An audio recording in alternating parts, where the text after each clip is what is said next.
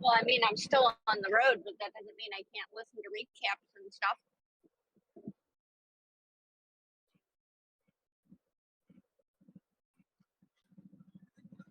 Oh, when people were walking in as we were getting close, I was like, "Here's our promos. Also, we close in 5 minutes. Look around, but we close in 5 minutes."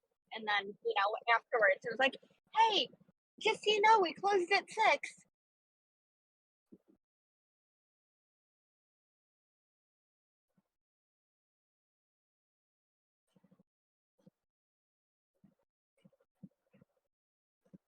Yep.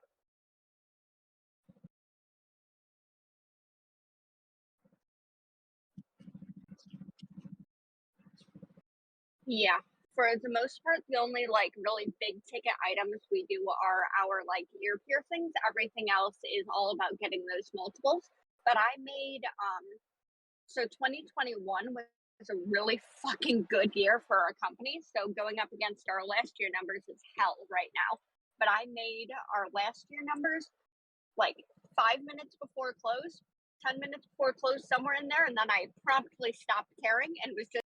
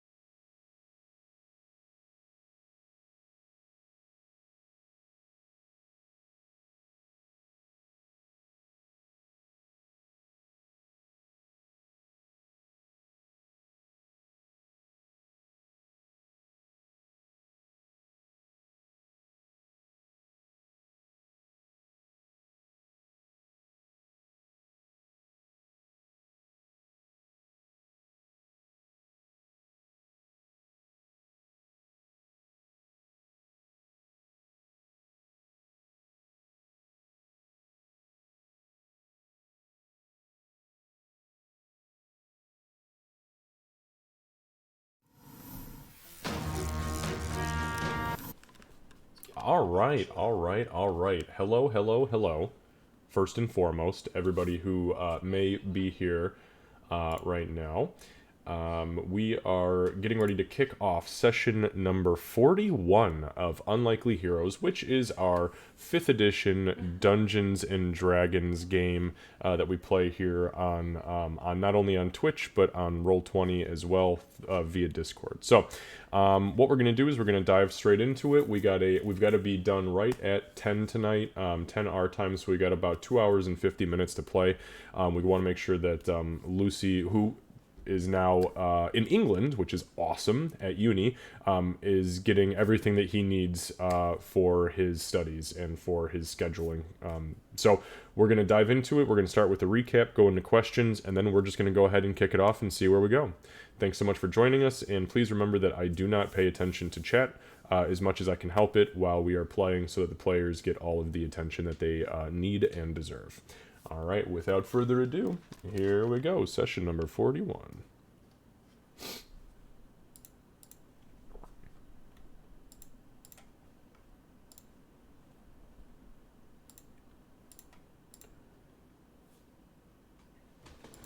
I like how Twitch knows by now that I need to go to Xavier's Twitch first. Oh, yeah, same. All right, guys. Okay, so quick recap from last week. So we had picked up right at the tail end of your long rest. For the first time since you guys had been, if I'm not mistaken, in Middleton, you had a legitimately decent night's sleep in a tavern, in a comfortable tavern. And actually, I don't even think you really had that good of a night's sleep in Middleton because you guys had that whole zombie issue in the middle of the night, and then pretty much said fuck it. After that, you were on board for execution. So you haven't really had a good night's sleep ever. Wow. Yeah, No, yeah. those dire ferns. From Well, anything else. Okay, one of us did. yeah, that's fair. Okay, so you guys had awoken from your slumber. You got yourselves some food. There was a brief conversation between Doc and Aurora, and Ree had awoken to a small note tied around her around one of her toes. She read it, seemingly got pretty frustrated, threw the crumpled note at the wall, dressed herself in clean clothes, and left. The collective of the group sat down shortly thereafterwards after Gray had picked that same note up and then pocketed it. But the group sat down while Aurora kind of kept her eyes on the door and away from the main bulk of the group. They had a conversation regarding not only the note and some theory crafting around what the note may entail and what the tooth was for in said note. And then there was a pretty legitimately heartfelt conversation between Ree and Doc regarding the entirety of the assassination and what that meant for not only them as sentient beings, but for them as friends and I guess business partners, party members. There seemed to be a little bit of a consensus towards the end, especially when religion was brought into the fold of things, and it kind of forced Ree, I think, to kind of look inwardly and go, wow, religion has never really been a big part of things because fuck the Goblin God. Where do we go from here? And that's when Doc was like, I may have done some fucked up things in my day, but if there's one thing I understand about religion, it is that if you convert, all of the pain and misery in the world will go away, or so you hope. Anyways, from that point, you left the tavern and you had another brief conversation with She and with Gray, and you guys decided that what you were going to do, at least for the time being, is that you were going to split up. I believe Gray and Aurora planned on going, and I know I said she. I'm pretty sure I said she, but y'all didn't call me out. You That's did. okay. I did say she. Just let you go, man. Just let you go. Yeah. If I don't get it in at least once a session, it's just not the same. I mean, so so I believe Aurora and Gray had planned on going to seek out the Ore Master, or to at least try to uncover some more information about what the hell was actually going on in the mines. And the reason why they were doing that is because Doc and Ree wanted to go to the Temple of Garl Glittergold and have a conversation with the priestess there. Now, before any of this happened, everybody decided that they were going to take a trip to the rune smithy. And to the rune smithy you went. And it was when you were in the rune smithy that you met a very eccentric, excitable, and... Sorry guys, give me one sec.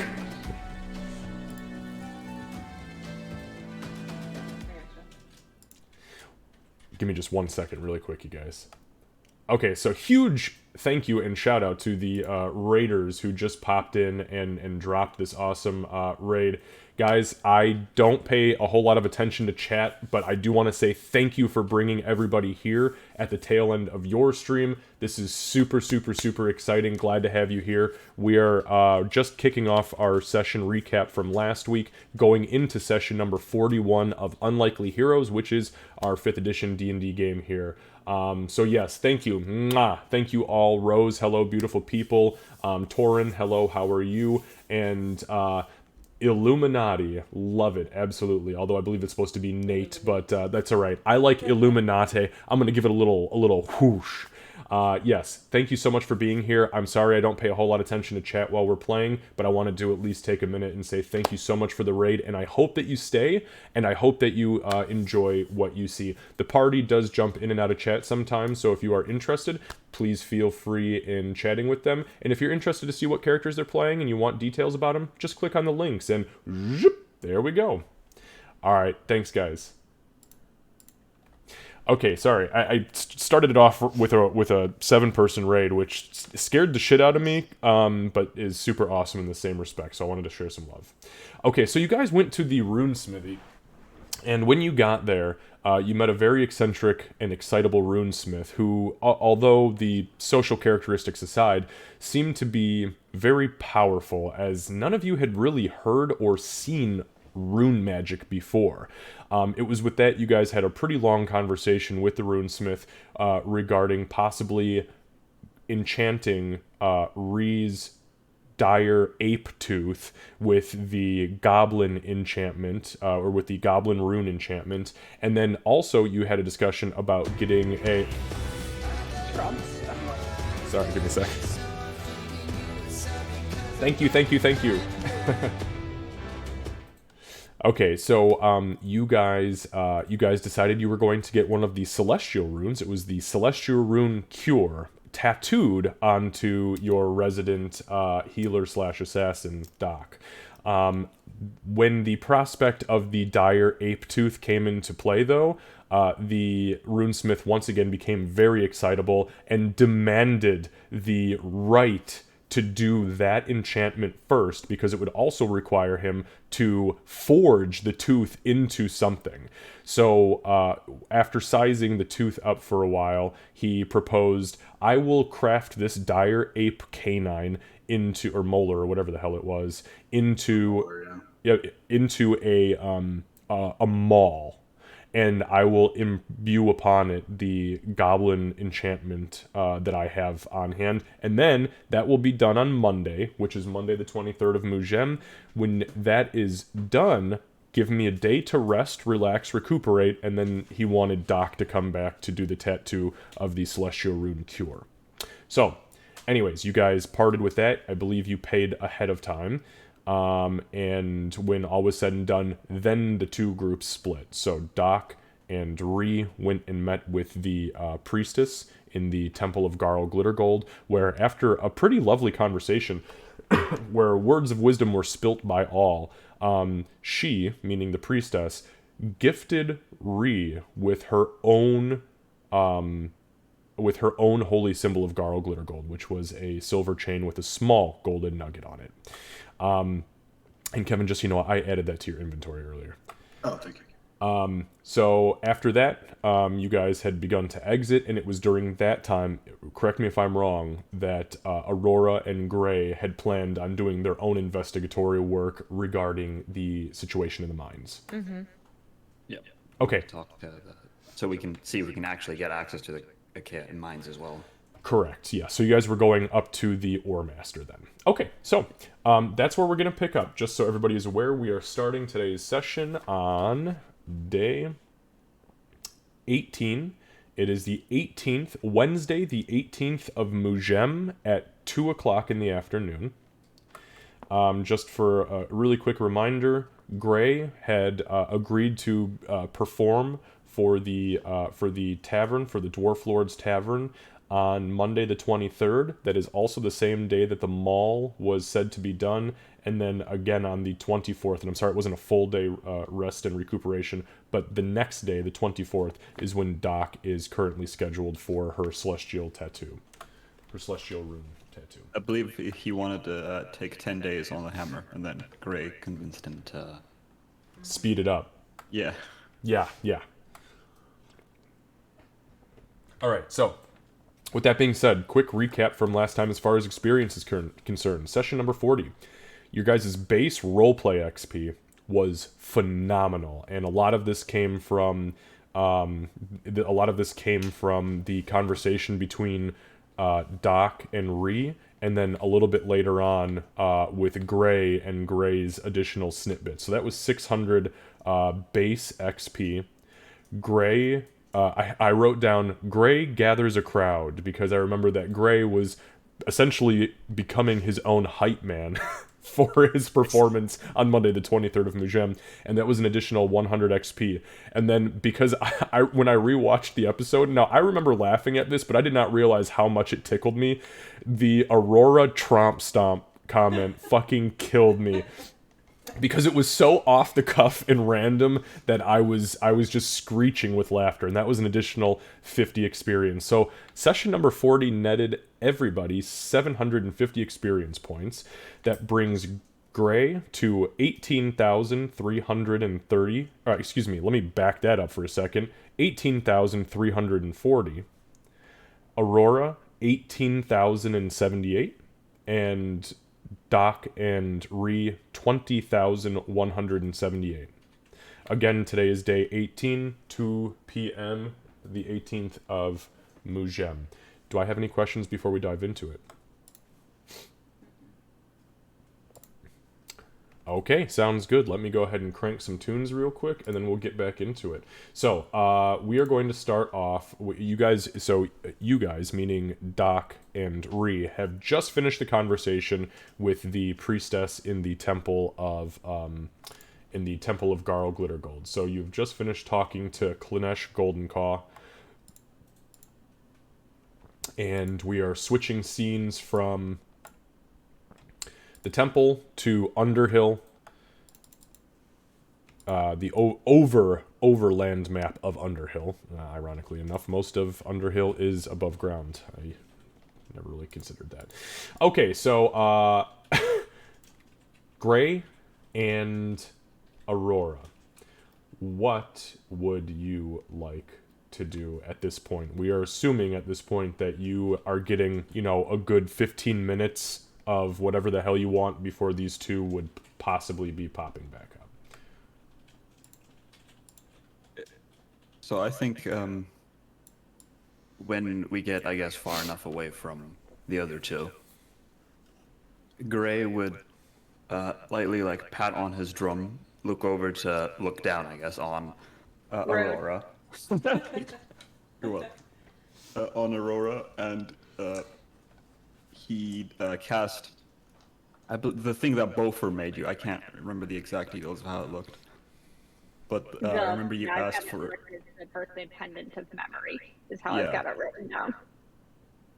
In his hand, like a smaller version of that will appear, and he'll say, "I don't know what you were saying to her, but the pendant looks a bit empty." And then a red jewel will kind of form inside, and he'll go in the illusion, and then he'll go, "How much exactly is this worth?" Are you? Oh, sorry. I thought you were asking me. I was like, considering it's meant as a reminder or a um, it'll say a word in Dwarven and then translate it immediately after. Memory piece.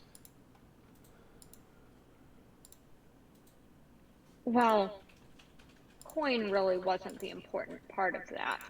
If you're asking if I'm going to sell it to you, not a chance. I'd sooner bet a dwarf. Good. And then he's gonna actually reach into his pocket and take out like the exact gem he showed. And how about instead of money, you owe me a favor in exchange for this?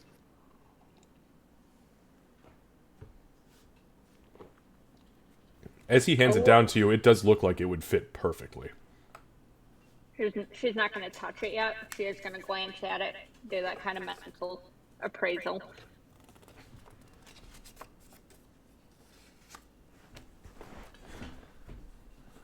Arm's getting tired. We can't.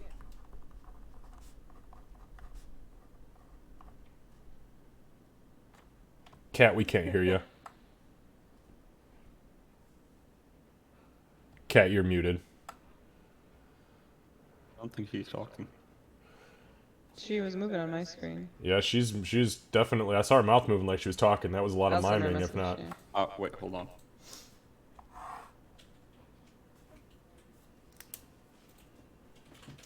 That's better. Heard that. Okay, there we go. You said a bunch of stuff that we didn't hear. Yeah, we didn't hear any of it. You were like muted. Oh, didn't hear me.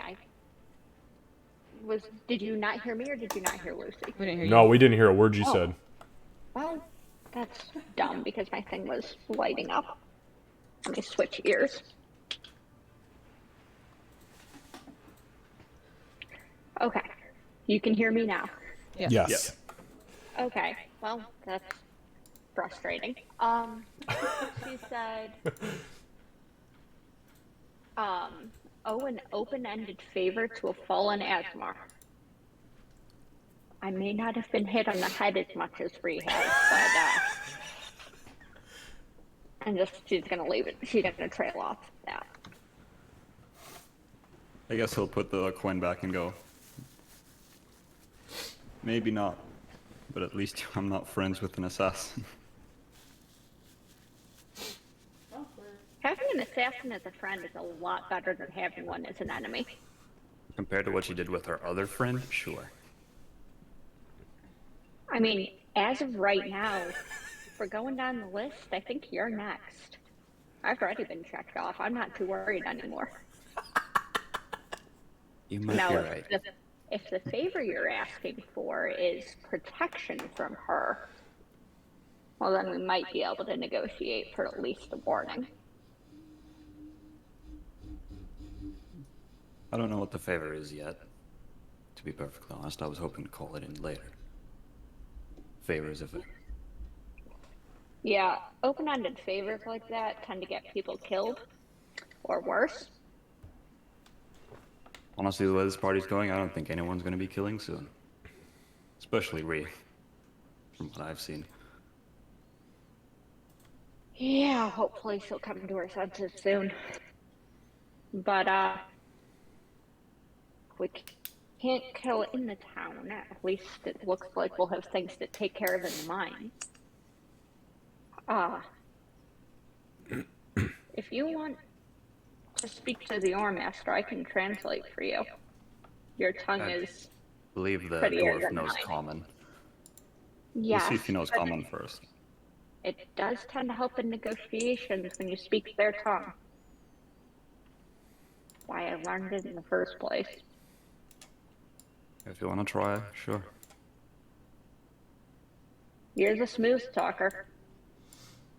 That is my job.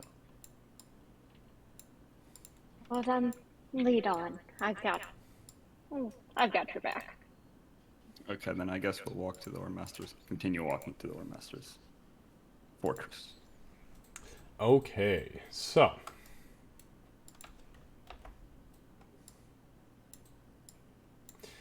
Give me just one moment to set up a scene change.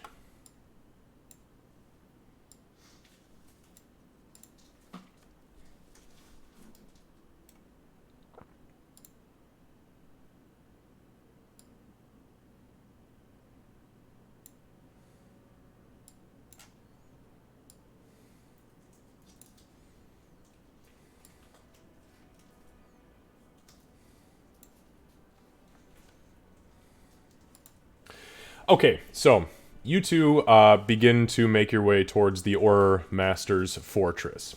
As you do so, not a whole lot happens in the ways of oddities or even things to note. It's a pretty straight, it's a pretty straight shot from where you guys were outside of the temple, actually outside of the rune smithy, heading north. As you approach,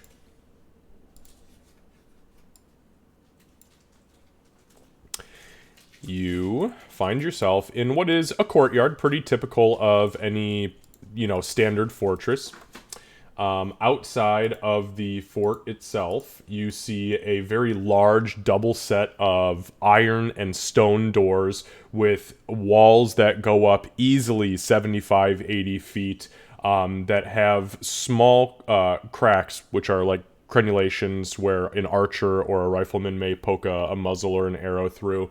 Down below, you see 4 large marble pillars, which are these here.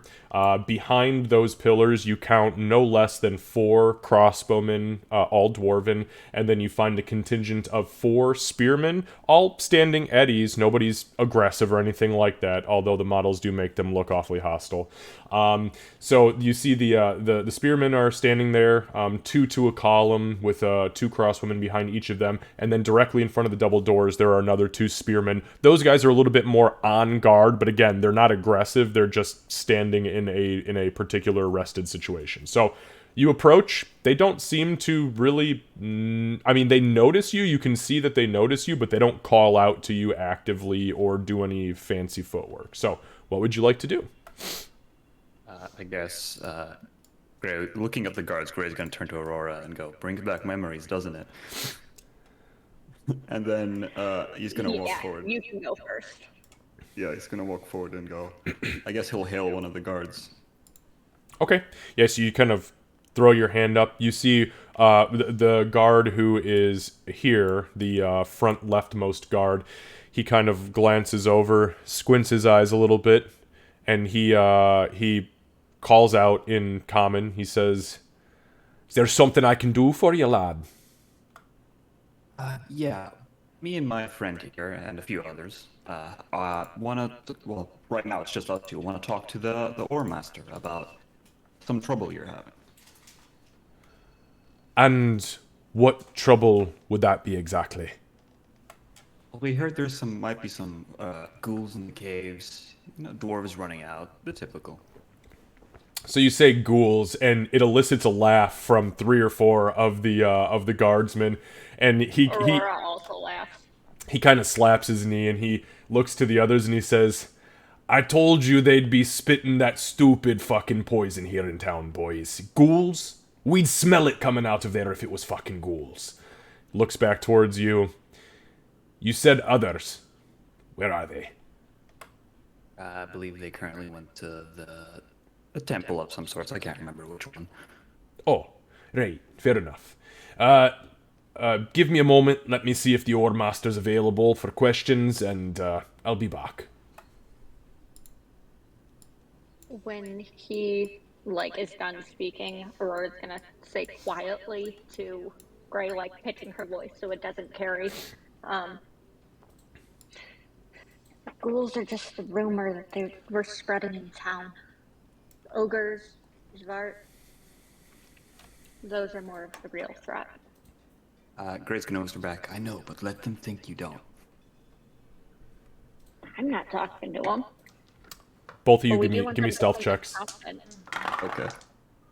I am great at these. That's what I was just thinking. Shut up! Don't tell them anything! Just make them believe it! They're fucking dwarves, they're idiots! No. Gray whispers like our oldest kid. Yeah. They can't hear me.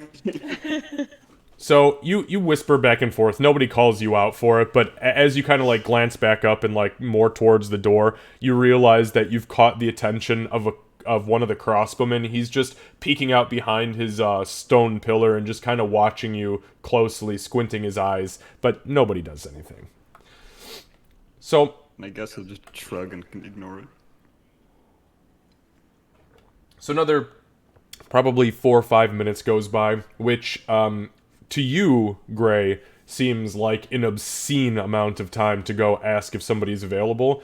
To you, Aurora, you know dwarves take their sweet ass time on things. They do not rush situations typically, especially when it is involving outsiders. So while it may feel like, Jesus, come on, hurry up, guy, to you, this is actually pretty fast. It's the perfect chance to size up the potential enemies. On that note, why don't you both, let's see, hang on a second here. Yeah, no, you guys both have pretty good passive perception. Why don't you guys both give me a perception check, please? And this is procking because of your passive perception. Oh, that's fucking great, Lucy. It was really close to being a 2. Oh, Wow, that's Oh. really good. Holy shit. Whoa. Both of you. Okay.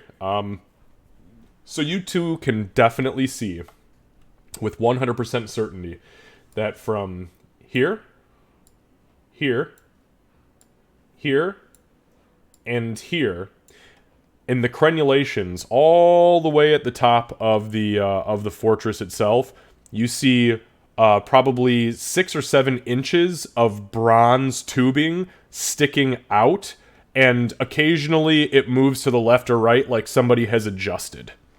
Thin bronze tubing. So, on that note, the doors, after the time has passed, about, again, 8 minutes or so, we'll say total, the doors open, and the guard who was here before steps back out.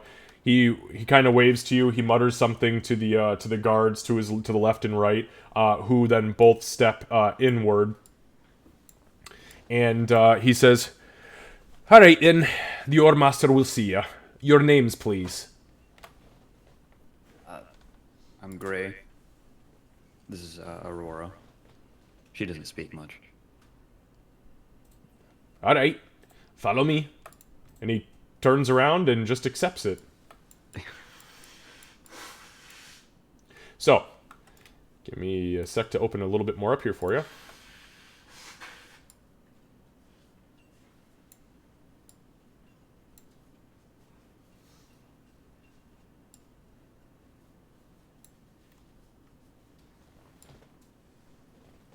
I don't want to run this encounter. no, I'm good at killing dwarves, but This is a lot of dwarves. I was gonna say, being good at killing dwarves and the odds are stacked against you 10 to 1 with elite soldiers or, you know, elite fortressmen who know where the tricks and traps are inside. I mean, look, I've done crazier things, but anyways, okay, so you guys are led inside. And let me grab you really quick. Gray probably knows Aurora well enough to know that she is doing her damnedest to hide her nerves here. As she glances, takes a mental count, and keeps Gray between her and the others if she can. Yeah, and what you see is what you get. Like, as you enter, there is directly in front of the set of double doors a massive statue of Moradin.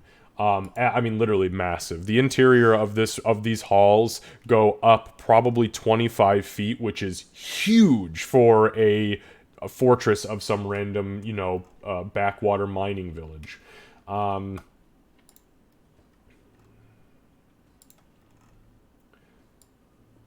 right. So, you guys step in, and you begin to walk through the halls. The interior is filled with heavy torch smoke, as if these torches and lanterns have been burning for ages. Mixed in with that, there is kind of a heavy mildew and must, kind of like something has been wet for too long and dried out over and over and over. The halls are lined with guards holding shields and spears. All of them dwarves, all of them are at arms but not in an aggressive stance. You are brought into the hall that you see before you right now, which is essentially a large wooden platform with a couple of tables, some storage crates, again another statue of Moradin recessed into the wall on the western side. In front of you, at one of the tables, standing in front of one of the tables, you see a You see a male hill dwarf who has perfectly combed and center parted red hair. That is cut kind of short, but very, very particularly center parted. He has a long knee-length beard that is perfectly trimmed into a line at the bottom and held in place by some sort of salt, or not solvent, but some sort of like glue or adhesive. It's very like, it's rigid, like you would hit it and it would probably make a noise, like a tink or something.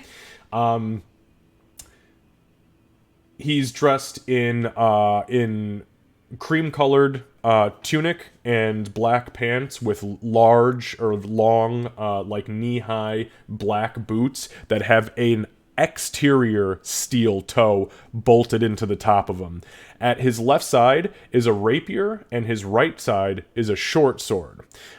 He has a cigar currently about 3/4 of the way chewed down, unlit, chewed down, and he gnaws on it as you are brought into his presence.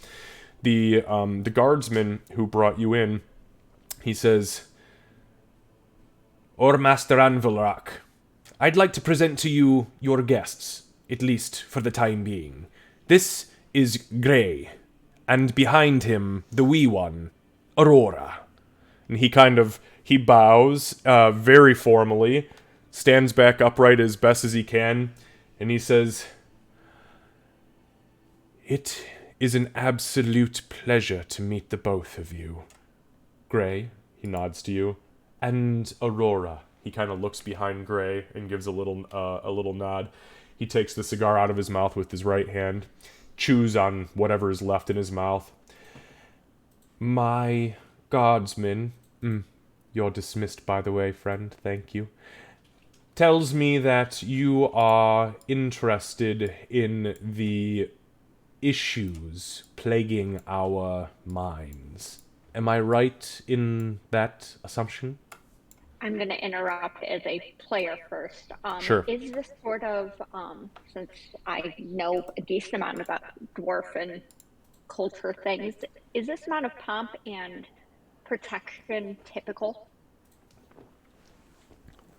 Make an insight check, and I can give you better information. Okay. Maybe. I do have advantage on intelligence checks to recall information about them. Would that? Nope, this doesn't have anything to do with that. This is just an Okay. insight check. Because the assumption that he's protecting himself is what the insight check might give you more information on. I'm still comfortable with dwarves. Yeah, As so... uncomfortable as I am. So, So here's what you can tell with him. As you're kind of like reading him and reading his posture and reading his personality, he does seem a little guarded.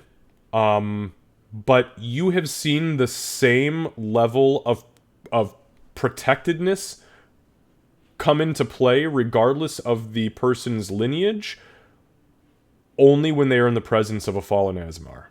You've noticed it. You've seen it before. You've seen it multiple times before. As far as his position having a little bit more pomp, yes. If you are an Ore Master, in general, which is a pretty high rank among Dwarven society, they typically are the guys who, yeah, they call all the shots. They don't go into the mines. His boots have probably never needed to actually be cleaned, though they get cleaned daily by his servants. So yeah, he's kind of a he's a poof. He's a fucking he's a rich boy. Maybe was born into this. You're not entirely sure. One thing that does strike you interesting is he does have the same exact last name as Bofer. Okay. Okay. Thank you. Okay, yeah, he had just finished asking a question. I think Gray would be, would definitely step in and go, "Yes, we've heard of, some troubles, in these mines. We thought we could lend assistance. Well, I believe you've had a call for aid as well." he kind of looks cockeyed at you and he says, "You're the ones from the Druids' groves that are spreading whispers amongst my people about How did our letters get to the druids? We don't want their help. Well, here we are, and there you are. I'm assuming that's you. Yes, you've met with the Archdruid Nightbreeze and come from his sanctity, from the interior of his sanctum. Yes? Yeah, that'd be accurate. Interesting. Well, we did send a call for aid. We received word, actually, from Helmcar. To whom it may concern. To whom it may fucking concern. I am the Ore Master of Underhill, and you send no aid. Excuse me. My apologies. That was out of line. Yes. We did send a call for aid, and it has fallen on deaf ears. So now we find ourselves in the presence of common adventurers. Now, to be quite frankly, and he glares at you a little bit, quite uncommon adventurers. Very rare to see one fallen from grace in my halls, Mr. Grey. My apologies for my rudeness. I should probably introduce myself. I am Ore Master Grangle Anvilrock of Underhill. Please, would you like to have a seat? Kind of points towards the chairs. He actually comes and he plops himself right here and kind of just rests. Takes the cigar that was in his hand and he puts it in a little pile of other like quarter chewed cigars. Gray is definitely trying to be like friendlier than he usually is, and he'd also go and sit down and go, "Yes, thank you, I really appreciate it." Wonderful. And you, Aurora, please, I insist. Aurora's gonna pause for just that quarter of a second, and then she's going to go and sit, and she's gonna angle. Oh, I can move it onto that chair. Yeah, if you hold She's Alt, gonna you can do. angle it There you go. So she's like facing him, but also conveniently facing a little more towards the hall. Okay, yeah, easy enough to do. You're tall enough, or do you need some pillows? That elicits a laugh from him. As soon as you finish the pillows, he just.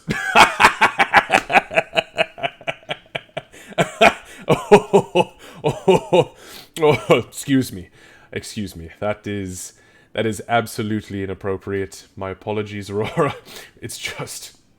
Look, usually my people are the butt of jokes.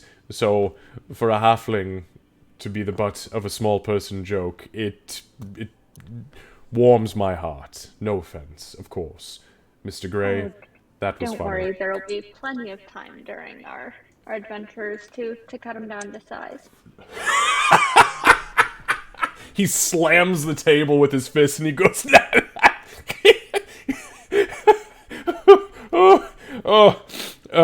excuse me.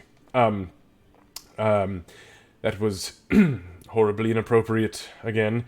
My apologies. Yes, Sorry so. to cut this joke short, but I believe we should get to business. Yes, business, my minds. Well, one of my minds. It's a Seru joke. You see, we've had a little bit of an issue. Up until a few weeks ago, my mines were running smoothly. There was no hiccups, no major issues outside of a troll here or there, or band of orcs who found their way in from the mountains, goblins, same thing. There are easy ways in and out of any cave system, and we dealt with those as best we could. But a couple of weeks ago, we had these creatures show up. Small, blue, almost goblinoid, and I mean no offense, let me back this up, more halfling or gnomish in nature as opposed to goblin, but with the ferocity and the idiocy of a goblin. Tons of them. I don't know where they came from, I don't know why they came, but they didn't show up alone. You see, they showed up with ogres. Literally. Tons of ogres. And bats. Gigantic bats. Swarms of rats. And they called out to these creatures as if they could speak to them. They swarmed my miners. Swarmed my Like, bleh, bleh, bleh. Swarmed, my. He reaches in and he pulls out a chunk of chewed cigar. I really have to stop this habit. It's causing my jaw to seize up. My miners, my militiamen, cut them down. I actually lost 8 militiamen, and a few others were horribly mutilated. I have no idea why this happened, or again where they came from, but yes, we sent out requests to Lumber Camp Inferno, to Riverton, Grand Helm, Helmcar. Everybody shot us down. Said, take care of it yourself, dear Ore Master. So again, here we find ourselves in your company. What I will tell you is this. I can allow you access into the mines, and I can offer a bounty. We happen to do very well here in Underhill. Between the gem mines and the iron mines, we supply a good deal of Dwarven society with precious jewels and raw iron for all of their needs. So I can offer you this. I have 2 magic items. I'm not entirely sure what I will pull from my lot, but I can offer 2, guaranteed, that will not perform just once. They will be continuous effect magic items. That is on the table, period, full stop, for the completion of, which means the complete eradication or shooing away of these creatures and their companions / cohorts or whatever you call them. On top of that, I'll give you 20 gold pieces for every giant rat or dire bat head that you bring back to me. I'll give you 30 gold pieces for every one of those little blue fuckers that you can bring back to me. And I'll give you 50 gold pieces for every ogre head you bring me. On top of that, anything you find is yours, save for anything that belonged in the mine prior to the invasion. And that's my offer. What do you say, Mr. Gray? 1 second, I'm just quickly writing down the bounty.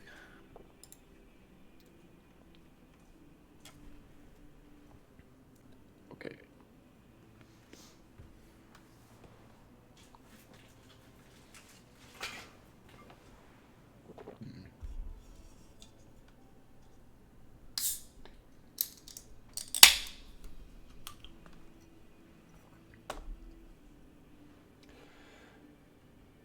I promise you that, regardless of how dangerous this task may be, you won't find better pricing on a per-head bounty anywhere on Trubenshard. How does, asking again as a player, how does this compare for, bounty pricing? Oh, you mean as far as your bounty pricing is concerned? I know ours is a little bit different, but, sometimes it was, especially with the hunting side of things, it was a dead or alive. Yeah, so, I'll tell you what, because, yeah, you did a really particular set of bounties, but give me a history check with advantage because of your Dwarven knowledge thing, and we'll see kind of where that takes you. Figure how often am I actually going to call on that specific niche? That's why I like to give it to you while I can. 17, not bad. So this compares high, way high. And with the way that you have read him, kind of going back to your insight, this seems like a high bounty because you've got a desperate man in front of you. And the one thing that the one really key thing that you know about Ore Masters is if you cut off their supply lines, you might as well cut their fucking head off. They've got nothing. Okay. She's gonna keep it to herself because there's no way she can share it without. Yeah, wouldn't that be awkward? Hey, Gray, when I used to hunt these fuckers, yeah, I learned a lot about their bounties. So, what say you? Mr. Gray, Aurora, anything? Any interest? Tell you what. I think it's how I like it, and we'll talk to my companions, but I'd like to make a small addition. It won't cost anything, but I'm telling a story at the inn. Shameless plug. Yeah, absolutely. Oh, And I'd like you're performing at what inn? You must know the name of the inn that you're performing at. I will, just wait me a second. You didn't add the map to the images, so I can't go back. Make an intelligence check and I'll give it to you. Depending on how you roll. Yeah. And if you roll low, I'm going to give it to you but butchered. Oh no! You start to recall it and you're like it's like you think it's something along the lines of like the Dwarven Cask Inn, somewhere in that ballpark. You're not entirely sure. And I mean, unless you've got it written down. I unfortunately don't. To be honest, when we arrived, we were exhausted. So I unfortunately didn't get to read the name. I believe it's Dwarven Cask Inn or something like that. Do you know what it is? And he'll like turn to Aurora.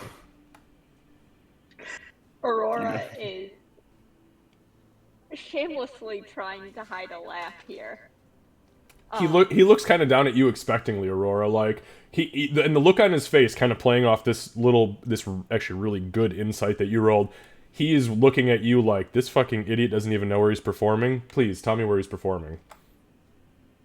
So Aurora's going to switch to Dwarven. Oh, outbarred the bard. Okay, go ahead. And say, with her horrific charisma, she's gonna hide a laugh. Switch to Dwarven and say, he may not have much of a head on his shoulders. However, the stories that spill are absolutely fantastic. As for where, only the best in this side of Trubenchar. And she'll kind of let him like give that kind of expectant look because she doesn't want to. I do actually have it written down, but she doesn't want to just solve here. She thinks it's funny. He kind of By all means, let him keep guessing. Could go on for a while past the time. he nods he kind of has like that really like heavy nod, and he kind of looks at you surprised first of all, like holy shit, you just spoke to me in Dwarven, wasn't expecting that, and then looks back over.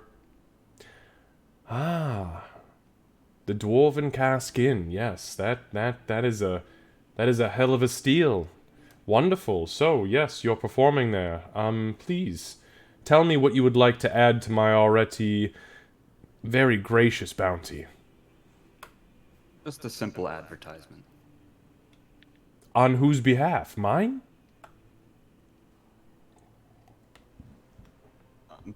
Sorry, this is Lucy speaking. I think, what does he mean by, like, what do you mean by, what does on behalf mean? Well, you said an advertisement. He's asking you essentially, well, what the fuck do you want me to do as far as advertising? You want me to make a paper? You want me to set a signal flare in the air? Like, do I need to go tell people?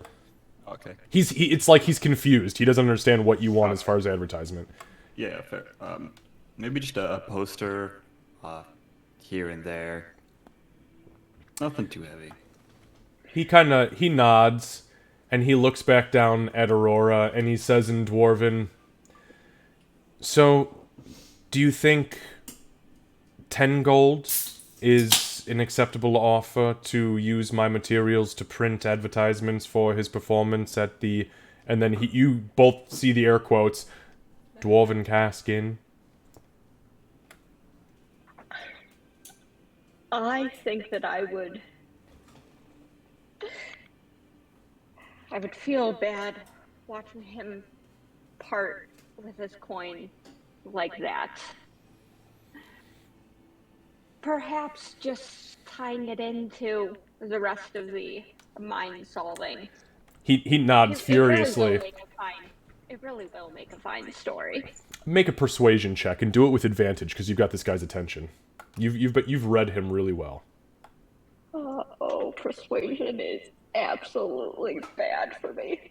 Hey, surprise, surprise. It, But the dwarf hunter is succeeding at reading the room. Oh, you see him, he reaches down into the pile of partially chewed cigars. He grabs just a pinch of these cigar pieces, puts them in his mouth, and he starts to chew. Turns back and in common again. I'll tell you what. Here's what I can do for you. I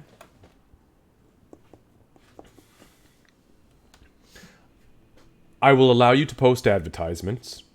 If you want to quickly jot down on a piece of paper or a piece of parchment exactly what you want written. At this point, the spear starts to crackle with electricity and your eyes flash blue. Master, he said my name! I heard him! He said my name! Does he want me to go far with you? He kind of jumps back at this point and he looks at you and he goes, "What the fuck was that?" Sorry. A sec.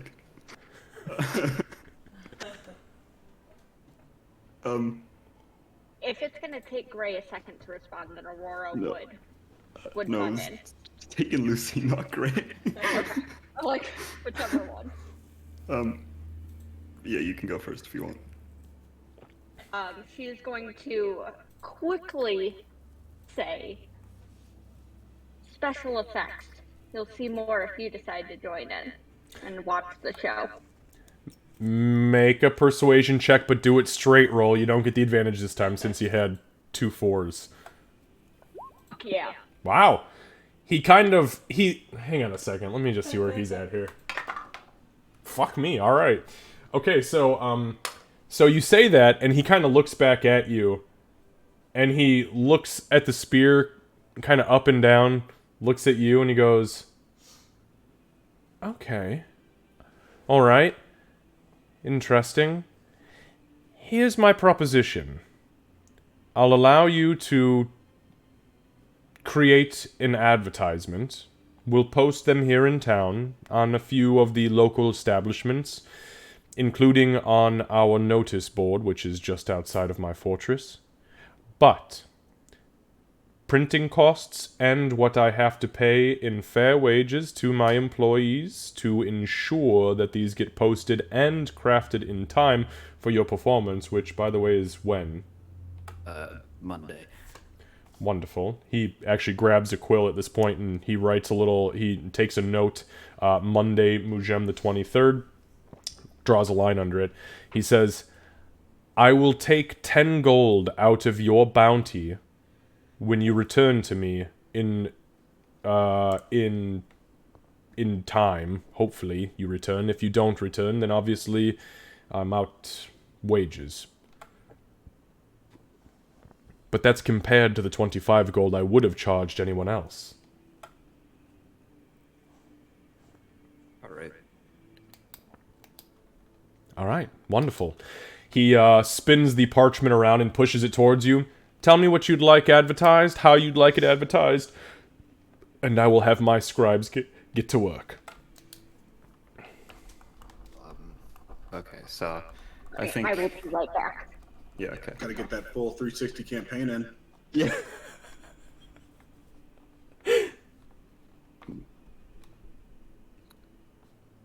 I think the poster is just gonna be. It's just gonna be probably just in like writing. I don't think there's gonna be an image or anything because I don't think Gray knows how to draw.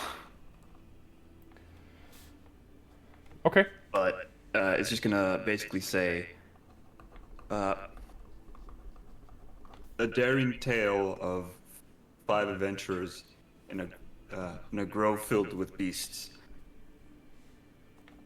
Okay. Wish to learn more? Monday at the best local tavern. Nice, right? You know the one. Oh, yeah. No, you know that place, right? Okay. You say that in a dwarven town, and you're gonna get nobody to show up, because everyone's got their own tavern. No, I'm just kidding. Everyone's house is just a tavern. Yeah, right? You show, like, you go to perform, and nobody's in the house, and the fucking barkeep's like, "Yo, there's always a packed house on Monday nights, what the fuck?"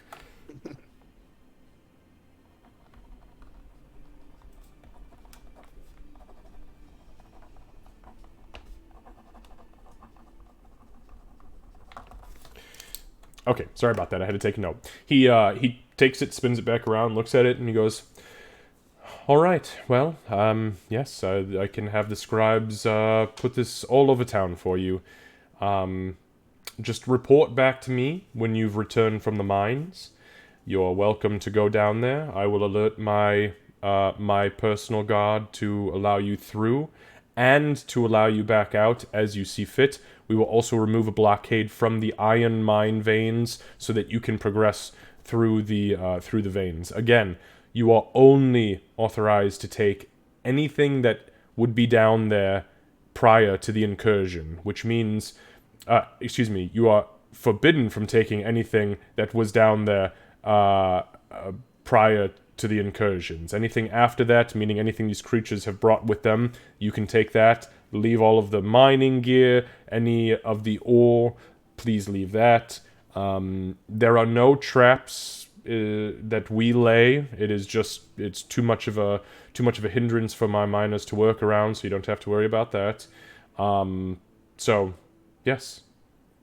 Do you have any questions? Oh, yes. Sorry. Excuse me. Sorry, as he's talking, I'm gonna take a look at the parchment that he's writing, and assuming that the quill or whatever is still there, I'm going to modify it a little bit so that instead of like local tavern, it says House of the Dwarf Lord Inn, Perfect. There it is.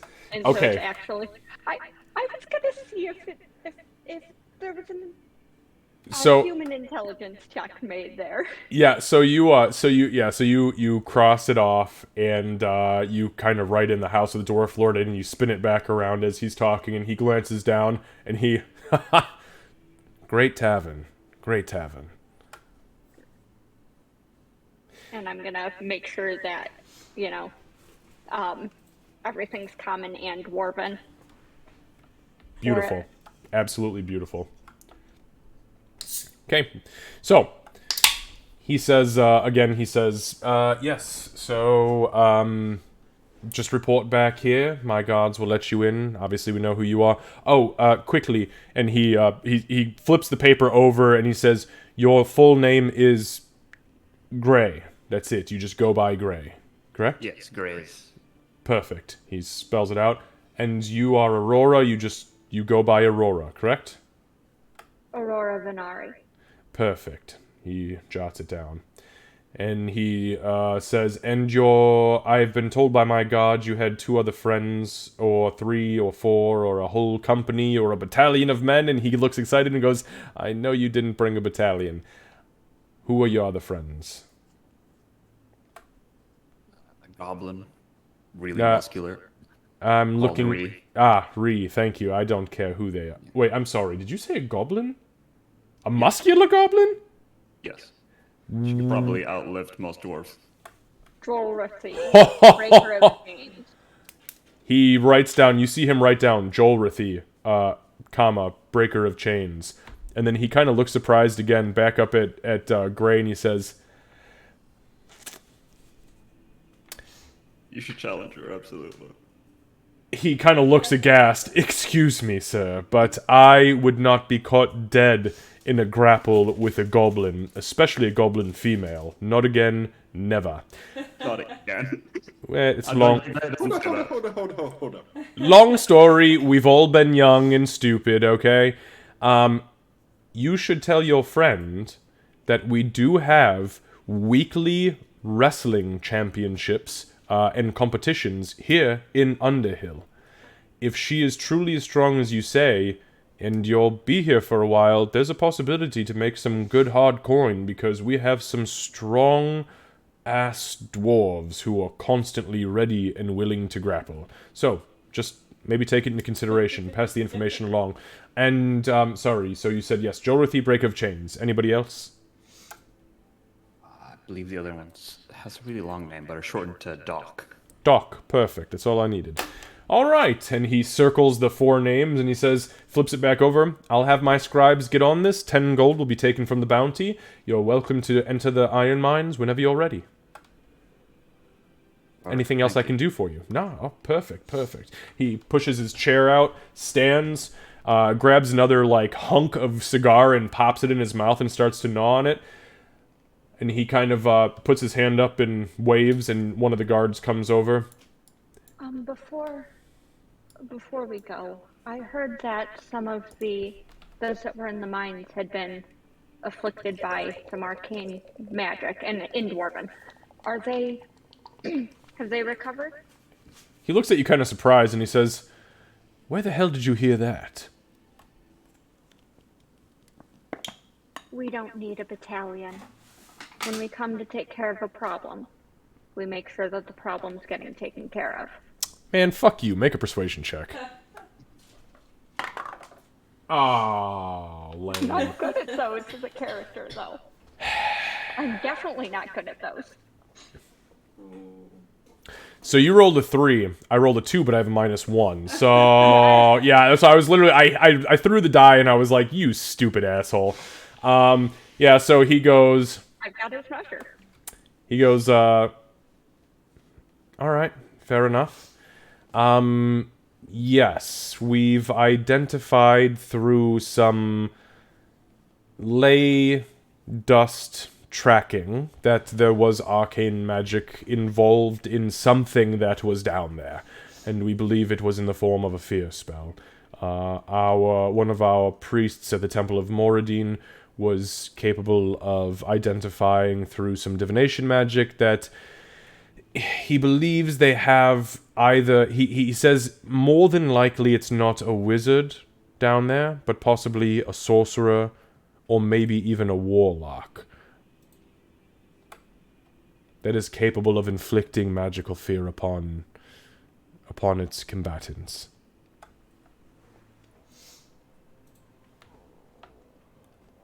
That is good to know. Yes, it is. She'll switch to common and say, very obviously, Two Gray. Might be a sorcerer, might be a warlock. Another one? Yeah. Oh, it's probably the same one from before. His eyes kind of go wide, and he goes, "Who are you people? Does your band have a name? Are you an entity? Have you signed with the Guild of Adventurers in Sounds Trubenshard?" like you should find out more about us on Monday. Son of a bitch. Okay, Gray would kind of like lower a fist to Aurora for like a fist bump. You know I'll do it. And he nods, and at this point, he reaches that leather glove inside of his mouth, he pulls all the shit out of his mouth, puts it in the pile, takes out a fresh cigar, puts it in his mouth, grabs the fucking candle off the table, and lights it. Puts it back on the table, and he takes a couple deep puffs, pops it in his mouth, and goes, "You have yourselves a fantastic evening, and I suppose we'll see you on Monday, the 23rd. Don't die, please." Before we leave, I'm going to try and take a mental snapshot of the smell of those cigars in case I need to pick them up for future, buttering up the Ore Master. Okay, make a nature check. That sounds like something you would need to make a nature check for. Says the DM to the player. No. What do you think of a nature check? You pick up very musty dwarven tobacco. You've smelled it before, but there is a little bit... There's something else in here. You're not entirely sure what it is. Something else that's giving it a fragrance. You don't know what that fragrance is, but you definitely smell that it is dwarven tobacco cigars, so... I mean, the good news is he's a fancy pants, so I can pretty much go, hey, those cigars that the Ore Master gets, I want a bunch of them. That's a backup plan. Alright, so at this point, the guard... He kind of, you hear like a doop doop, and you turn to him, and he has tapped the butt of his spear on the ground, and he has begun to turn and walk out. And you hear the Ore Master say, "Have a pleasant day, a wonderful tomorrow, and I can't wait to see you on Monday."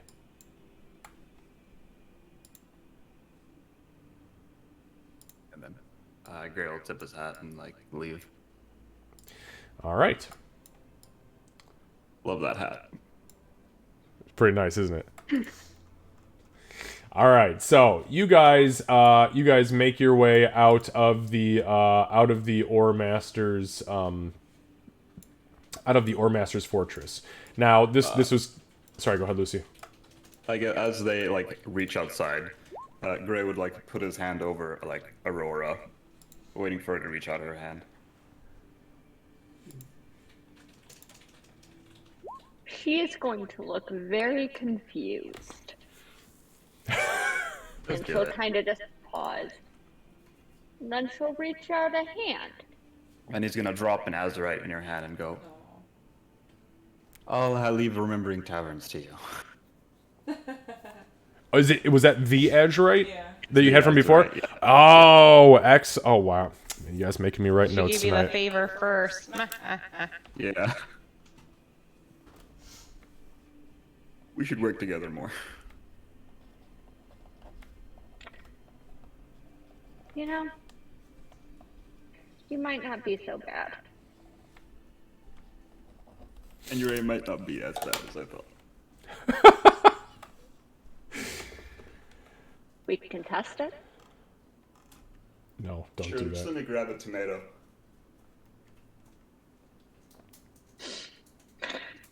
I'm just remembering whose show is coming up. You might have Burn the some tavern hecklers down. in your... I would wouldn't put never. that up. I might, I would but I not. would not. All right. I wouldn't put that beneath you.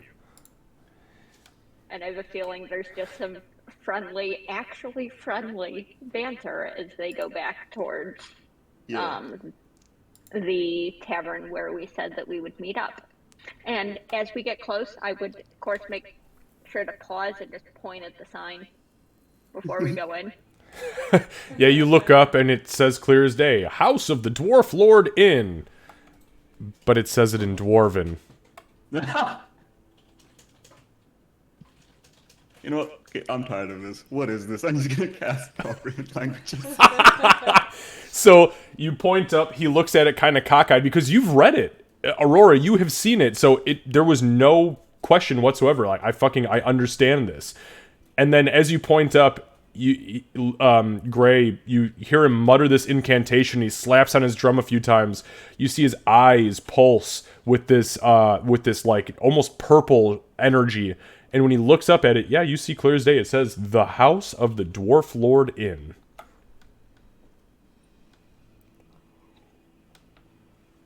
Okay, I actually have it written down. So All right. So, while this is happening, I know that was an extended roleplay, but it was wonderful roleplay, and I thank you guys very much for that. You two, as you are getting ready to leave the temple, the priestess, she calls out to you just briefly, and she says, In case you're interested, and you ever need something, I just wanted to let you know that we do offer basic resurrection services in the form of Revivify Scrolls.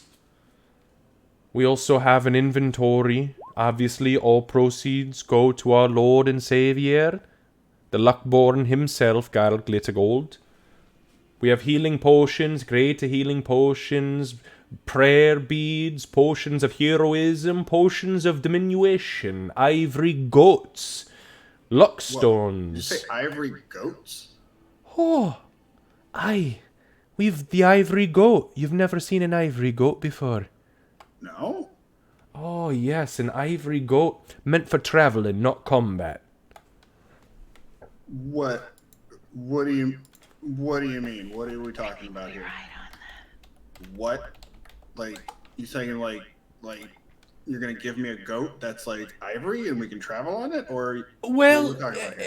it's similar to that, right? It's similar to that, yeah. So, one moment, she kind of reaches down behind where the altar was, the stone altar, and she pulls out what is, yeah, it's a small, like, statuette of a goat carved out of white ivory. It's not colored, but she sets it down, and she says, I mean, I'm there- kind of small, but I mean, I'm not that small. Well, it's not. No. Right, this would be meant for a pixie to ride on the back of. Little wee thing, and she picks it up and kind of rocks it back and forth. I mean, it's adorable. Yeah, I mean, it's cute. She says, No, it's not like that. You say, Glerkoch, and she throws it like towards you, and as she does so, the goat spins in a spiral pattern in this crazy booyog fashion, hits the ground about 10 feet in front of you, and literally transforms into, with a big poof of sparkles, into this gigantic, like size of a small bear goat, and it just kind of looks at you and. How much are those? We need it. We need it. We need it so bad. We have all the money. Throw the purse. Throw the purse. She says, I usually the scream throws people off. I can't believe you're actually interested. I love it so much. You're a very weird lot. She says, oh, hold on, I actually wasn't prepared for this. People usually tell me I'm not. Right, so, honestly, I can do it for 1,000 gold pieces. Fucking money. Do you seriously? Are you fucking kidding? Oh. She reaches down for the gold nugget that was at her neck, and she goes, oh shit. Oh, she kind of like reaches out, she boops the gold nugget, and you see her go, okay. I've attuned. Wait, but is it not okay to swear? Oh, no, you can swear. I just prefer not to do so in my own church on behalf, like there's look watching me and... Okay, because I swear a lot. No, it's okay to swear. Look, sometimes the best things happen in cuss words. It's true. True. You get the best message across. I'm not gonna lie. We have the money. So, one moment though. Let me just explain a few things because I want you to understand the full breadth of the goat, okay?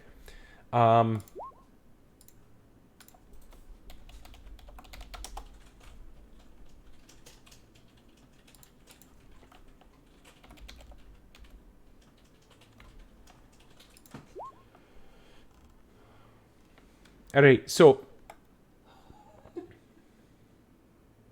We could revivify our team, or we could get a screaming goat that fits in our pocket.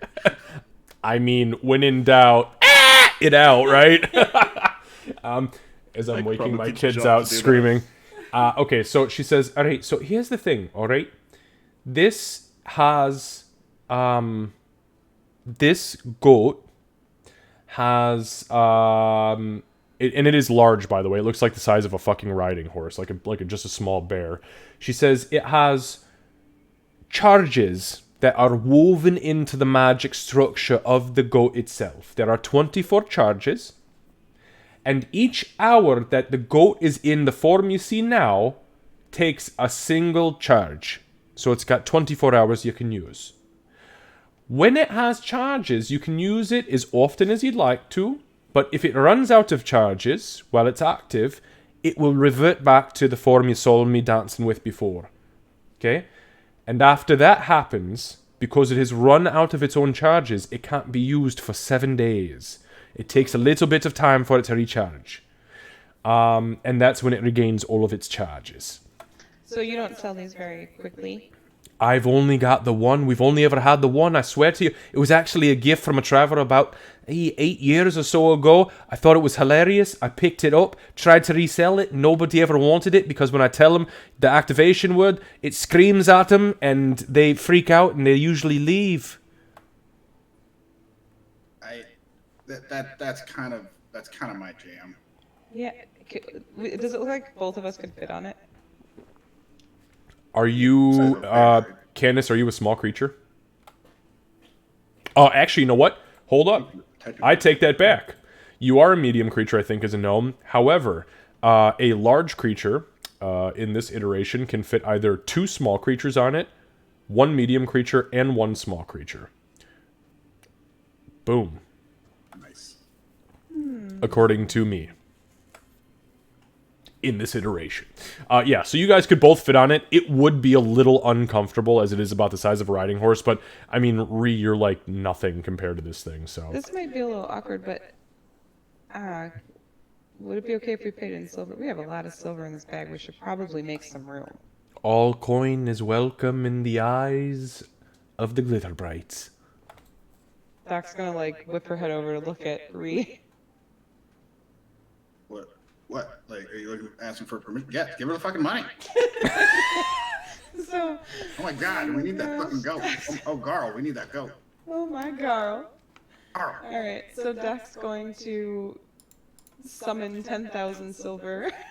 Jesus Christ. I'll ask for like do you have a chest or somewhere? She calls one of the acolytes over, says to bring a chest, and yeah, sure as shit, there is a there's a chest that is literally brought over, and you pour the absolute shitload of coin into it. How heavy is this thing? This goat? Well, the goat in its form right now is a couple thousand No, I mean when pounds. it's down. It doesn't weigh anything. Okay. It's Couple thousand pounds. well in a large goat form. Yeah. Do you, so how do we make it?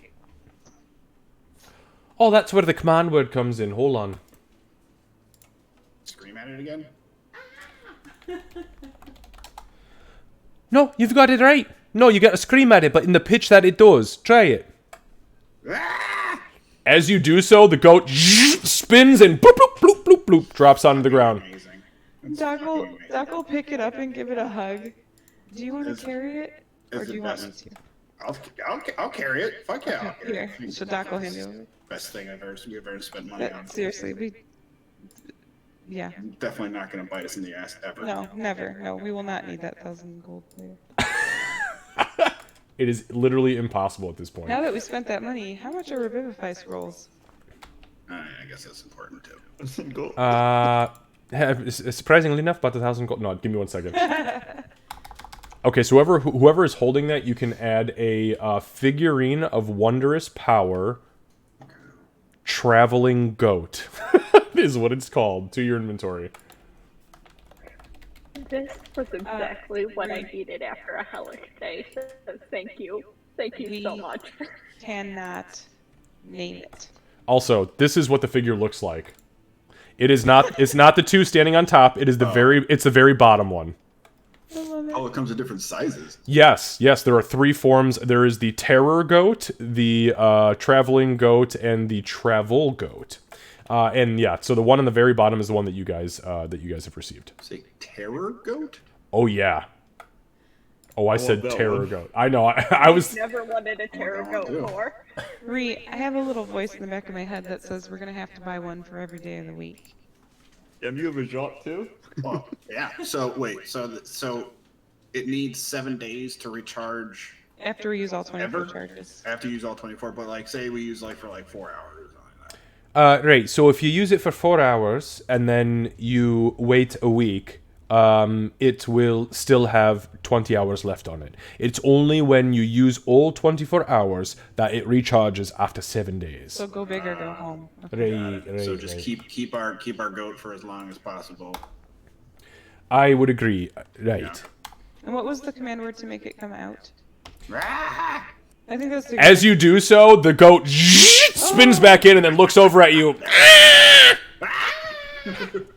And it only does it once. It's just like it's very active. She said it had a different command word, but I was translating from Druidic to its own form. But alright, if you scream in that exact pitch, it will come straight to you. Oh, right. This is amazing. perfect. Or you want to make it small again? Yeah, real scream at it again. Bring it down And size. as you do so, this explosion of silver sparks come off of it, and it spins back into its form. The guys are gonna. The other two are gonna love this. They are So not going to be they're- mad They're at gonna be all. so proud of our decision making here. So just so you know, it is currently 1 hour down. So if you want, I don't know if it has charges in D&D Beyond, but if it has the 24 charges, make sure it just has 1 down. It does not, but I'll make a note. Yeah, just make Yeah, it. that's how I That's usually fine. do notes. Okay, so on that note,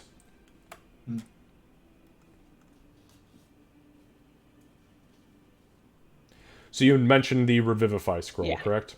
So she says, so I do have,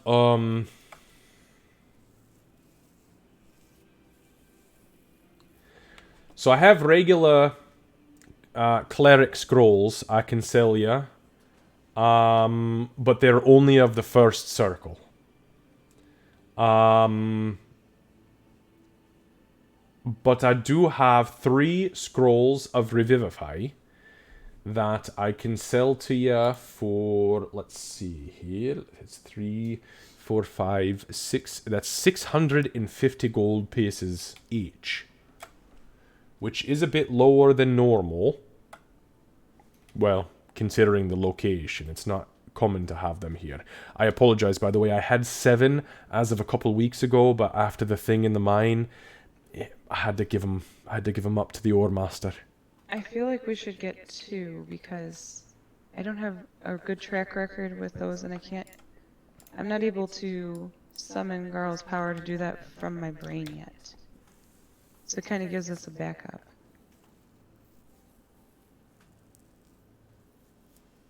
What if,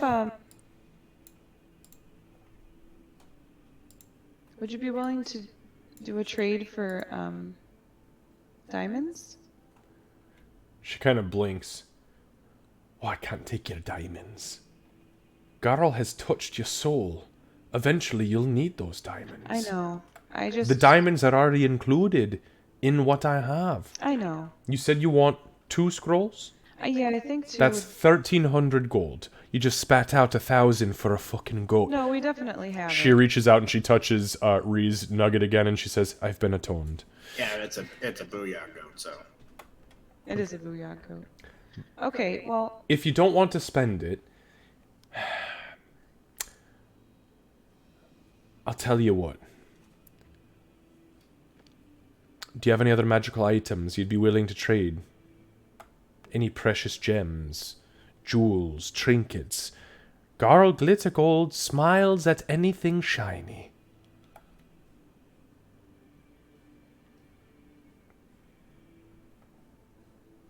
Doc starts rummaging through her backpack.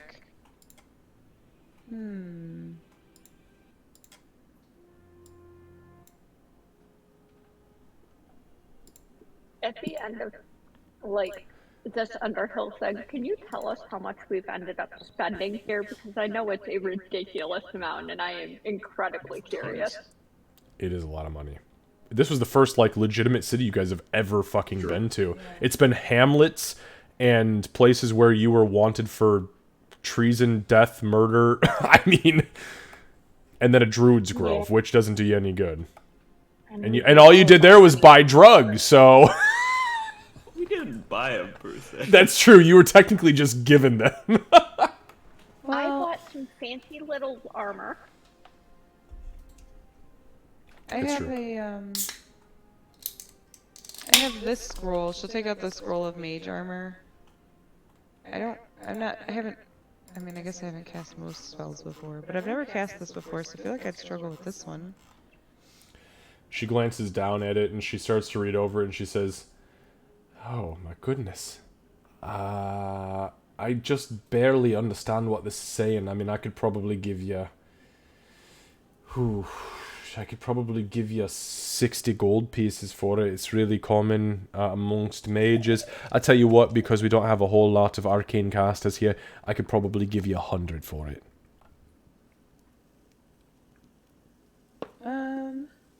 Okay. So we're down to 1,200 gold. I feel like I can't imagine they would argue with us for getting Revivify scrolls, right? yeah, I mean, I'll definitely make up for our super awesome decision for getting the goat. I figure we say, hey, we got this Revivify scroll and this goat and this Revivify scroll. Yeah, exactly. Yeah, just kind of. It's not merely, we'll definitely talk about our super awesome goat, and I think they're really gonna love it. But also, yeah, let's definitely start with the scrolls. Okay. Yeah, It's alright. Look, if you want me to, I can just hold them to the side and you can come back whenever you have the coin for it. We have the coin, it's just that I carry the whole group's coin. Right. Well, look, it's early in the day still. It's only about, 3 in the afternoon? You Yeah. come back and see me before 7 and that's fine. You come talk to me. Okay. We will. I don't want you to be in trouble with your friends. It's a lot of coin. It's more than some people make in a year. It is. Yeah. It is a lot. Yeah, we'll make sure that I can't imagine that they won't want that. Yeah. I mean, I'm sure, we're probably gonna end up using it on one of them anyway. Right. Okay, well, we'll be back for sure. Thank you for everything. And she'll kind of like motion over toward Ree. I knew that coming here was the right decision. And then she'll motion toward the goat. Yeah, and thank you for everything that you did for me, and thank you for my, you know, for my nugget. Just make sure that you focus on the inward sparkle that now resides within your soul. My inward sparkle. Got it. And she kind of bows, and she turns around, and you hear her start to giggle. Doc will start heading out of the. Okay. All right. So you guys leave. Are you heading back to the tavern? I'm assuming. Yeah. I think so. Yeah, try to find the others at least. Do you feel any better now? Do you feel like even just knowing that you are looking into something else, a little comfort? Yeah, I think I do. I mean, like I said, it's probably gonna take me a little while to get, comfortable with everything, but I feel like this might be a step in the right direction. Maybe. I mean, I don't know what Garl exactly has to offer, but I mean, seems to be a pretty cool guy. Lady. God. What is Garl? What actually? Maybe I should have asked this. What is Garl? Is it like? Are we talking about like a? We're talking about a dude here. We're talking about a lady dude. What are we? Most stories depict Garl as male. There are theories, just as there are with any religion, any faith, that it's, maybe it's female, maybe it's it's faith. That's just how it works. It's blind. You take from it what brings you the most comfort and allows you to be the most faithful. Do you ever get to talk to him? No, not like. See, I'm not entirely sure that Beaufort wasn't somewhat off his rocker, because he talked about actually talking to his god. Yeah. Right. Okay. So is that a normal thing? I don't know. Not a normal thing. I haven't been a cleric very long. It might be a cleric thing. Okay. If Garl like reaches out and is like, hey, Yeah. Tell him I said hi. let's go shoot craps, I'll let you know. But yeah, I've never actually heard from him or spoken to him. That would be honestly pretty cool. I would be the talk of the timbers for sure if that happened.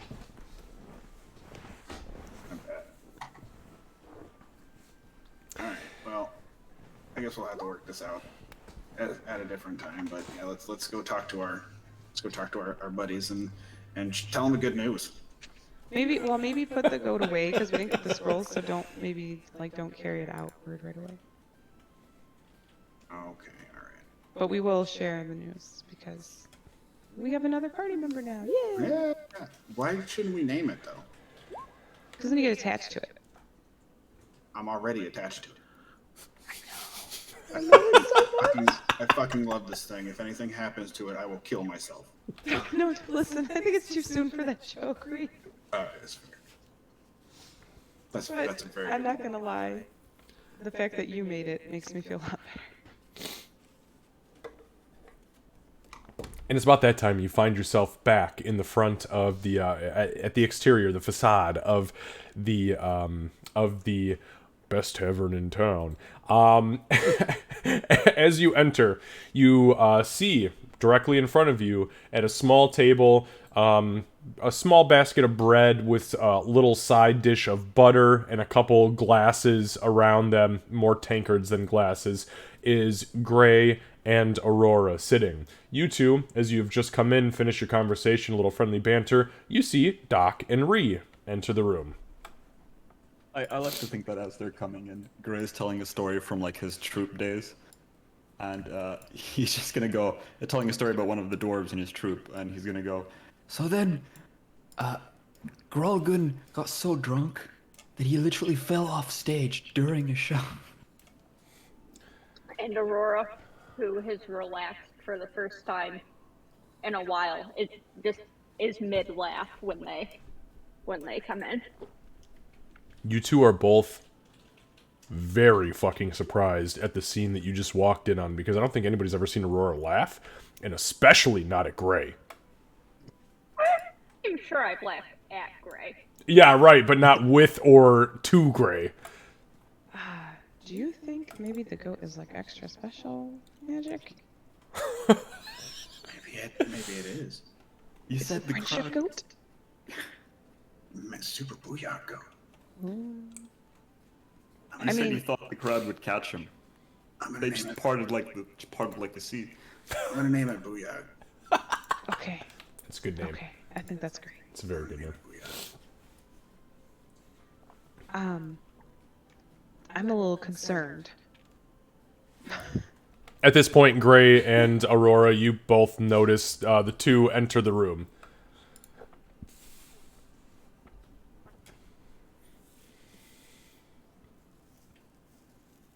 We're gonna, finish wiping the laughter like moisture, and Ew. turn. She was frothing from the mouth. You've never laughed so hard you've spit. The laughter moisture. Aurora has cried exactly one time, so it's obviously not tears. No, I have laughter moisture. Anyway, she's gonna, give another like grin at Gray and then turn to face them, and still like kind of through the last vestiges of that laughter say, did it go well? Yeah, I think it went pretty well. I got a nugget, amongst other things. Yeah, I think I don't know. It might be good for me. I don't know. We'll find out, I suppose. But it feels good, at least. If it starts talking, throw it away. Do I That know is that good your advice. staff talks to you? I don't know. I think he told us that he hears a voice, yeah. Initially, but he hasn't shared anything since. I said his name's John. All right. Yeah, I don't think it will. She was able to, I don't know. I feel like she would have told us. What if it talked to me? Yeah. Yeah, that's some need to know information for sure. I But don't know what I it guess was, so now yes. I mean, I guess if Garl was gonna talk to me, he'd probably talk to me through this. If Girl talks to you through that, you better let me know, I mean, I'll tell him to say hi. please. So yes, we did. It went very well. She'll sit down and she's gonna be kind of eyeballing Aurora, and then Gray, and then Aurora, and then Gray. Well, if you're done talking, our end went pretty smoothly. We talked to a good old mining lord. Or master. That one. What was his name? Grangle? Barble?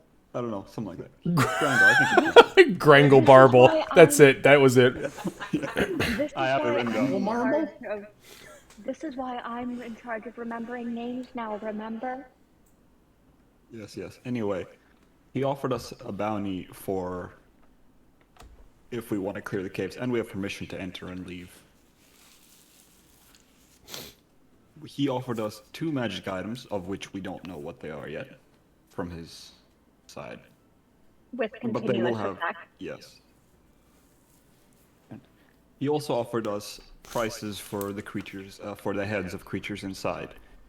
50 gold per an ogre head, 30 per the little blue things. For those Zark. head. That name. That's why you're in charge of remembering things. 20 for rats and bats, I believe. Giant rats or dire bat heads. Figured that would be your specialty, Ree.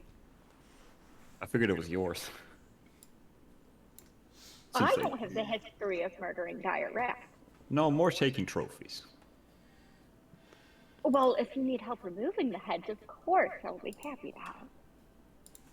I don't like this. Something wrong? No, his limbs are still intact. You're laughing.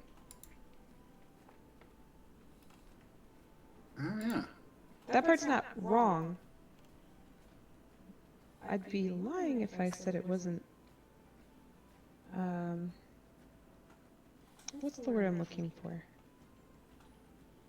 Disconcerting? Aw. Don't have to make up words. I'll say it in Goblin. I'll translate. Oh, right.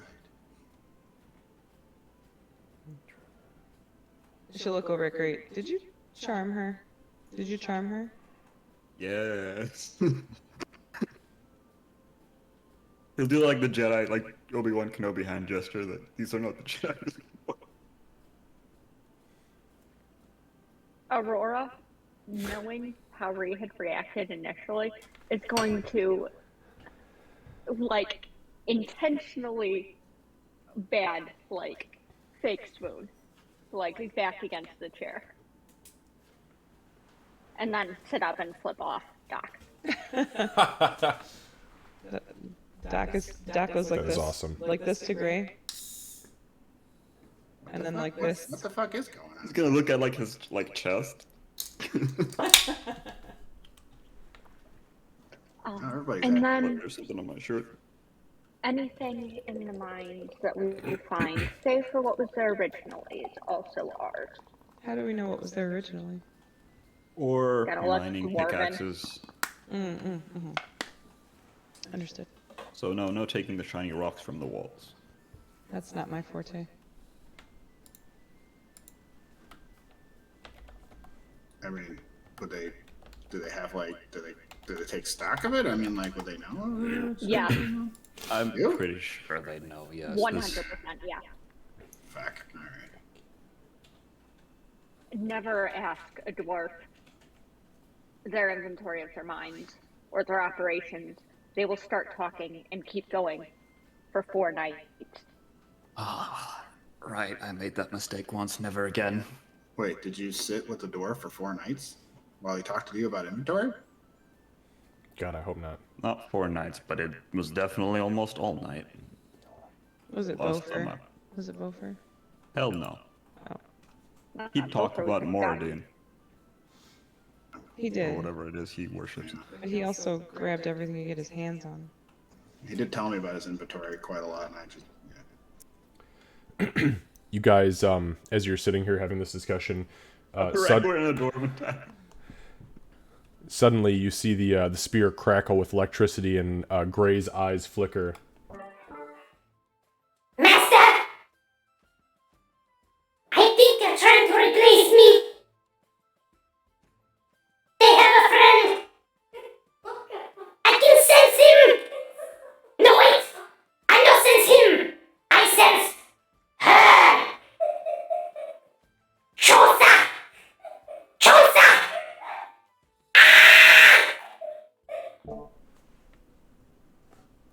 Sorry, Candace, a little giggle that comes It just kills me. I know she can't help it. I'm sorry.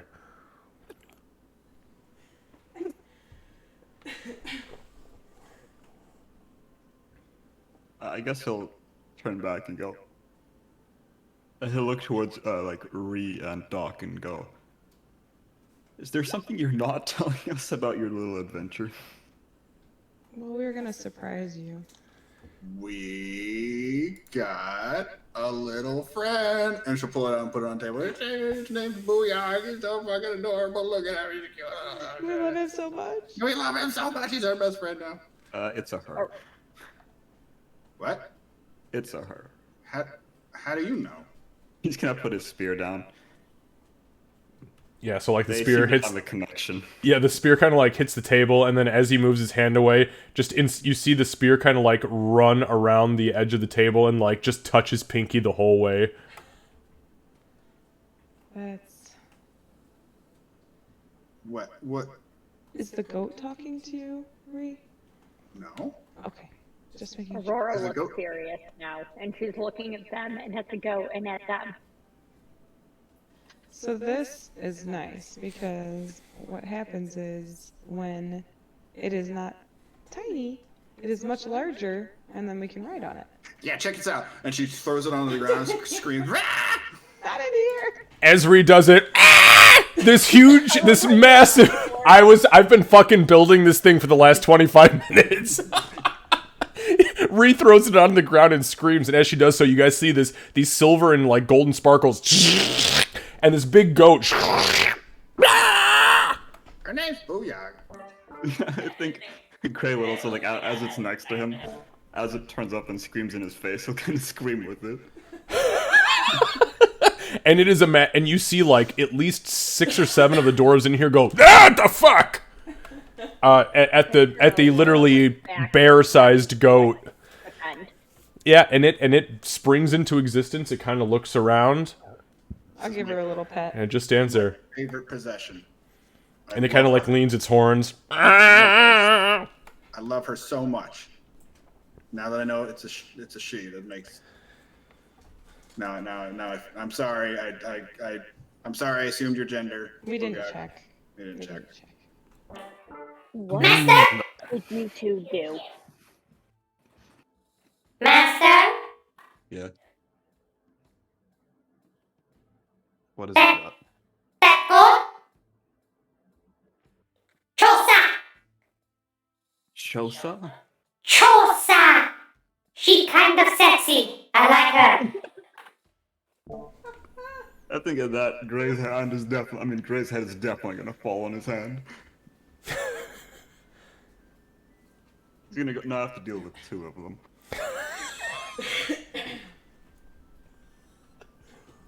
What a magical goat. What a Booyah goats eat? Do we know? Does it need to eat? Goblin Yeah, ears. no. They eat goblin. Hey? I mean, I'm not sure because I know I will that. chop off my ear for this fucking goat. Oh, Jesus fuck. Free Van Gogh. Aurora's gonna go over and acquire us food and beverages. So, as you go to walk over there, obviously the barkeep is more than willing to provide you, because you still do have a few nights stay on them. It says, yes, don't worry, we'll bring out the food and beverages very momentarily. Could you please do us a favor and get that fucking thing out of here, though? It's scaring my patrons. Yeah, that's the plan. Can I have something stronger too? Absolutely. How strong are we talking? Are we talking knock your knickers off strong, or are we talking blackout for 3 weeks and shit your pants strong? I'm talking something to make this feel normal strong. He looks up and he blinks heavy twice and he goes, "Oh, right. One moment, please." And he turns and he walks towards the end of the bar, reaches down and he picks up this big, fat, completely like ebony black cask, sets it on the counter, holds a small pewter goblet up underneath it, flips it open, and you see this orange liquid pour out into the cup. He twists it off about a quarter of the way up, brings it back and says, "This one's on the house. Take it here and let me know what you think of it. It's a new brew." Is it orange? Is it orange like the fire belly was? Yeah. In that case, indoor fire belly? He blinks heavy and goes, "How the fuck did you know that was fire belly?" She's just gonna smile. And then she's going to down it, angle so that, when she coughs and exhales smoke, it's not at his face because she's done this. Well, seen it on. You already know what to do. Give me a Constitution saving yeah. throw, please. Oh yeah, this is gonna be very, very bad. Actually, that wasn't bad. That really wasn't that bad. So it goes down, and you feel it coats the lining of your esophagus, hits the stomach, and within seconds has coated the entirety of your stomach. You feel the warmth begin to spread out through your abdomen as the fire belly takes effect. You breathe in, and as you look down and away, you do see a very mild form of smoke exit, but you resist most of its effects. You are what I would call like tier 1 intoxicated. You are not drunk. You have staved off that effect, but you are tier 1 intoxicated. Buzzed. He looks at you and goes, "You took that like a chomp. if you are ever interested in forgetting your name or needing to change your pants, you come back and ask for another one, and it's on me. She starts to say something at the forgetting your name. Khan just, like, visibly stops herself, nods, and then goes back. And when she gets about here, she's going to speak loudly to Ree, get rid of your damn goat.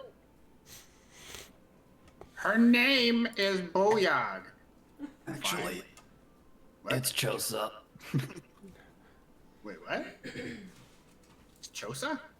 Chosa. You can't decide her name. I named her. It's my name. It's her name. The goat looks up at Ree and just goes, Would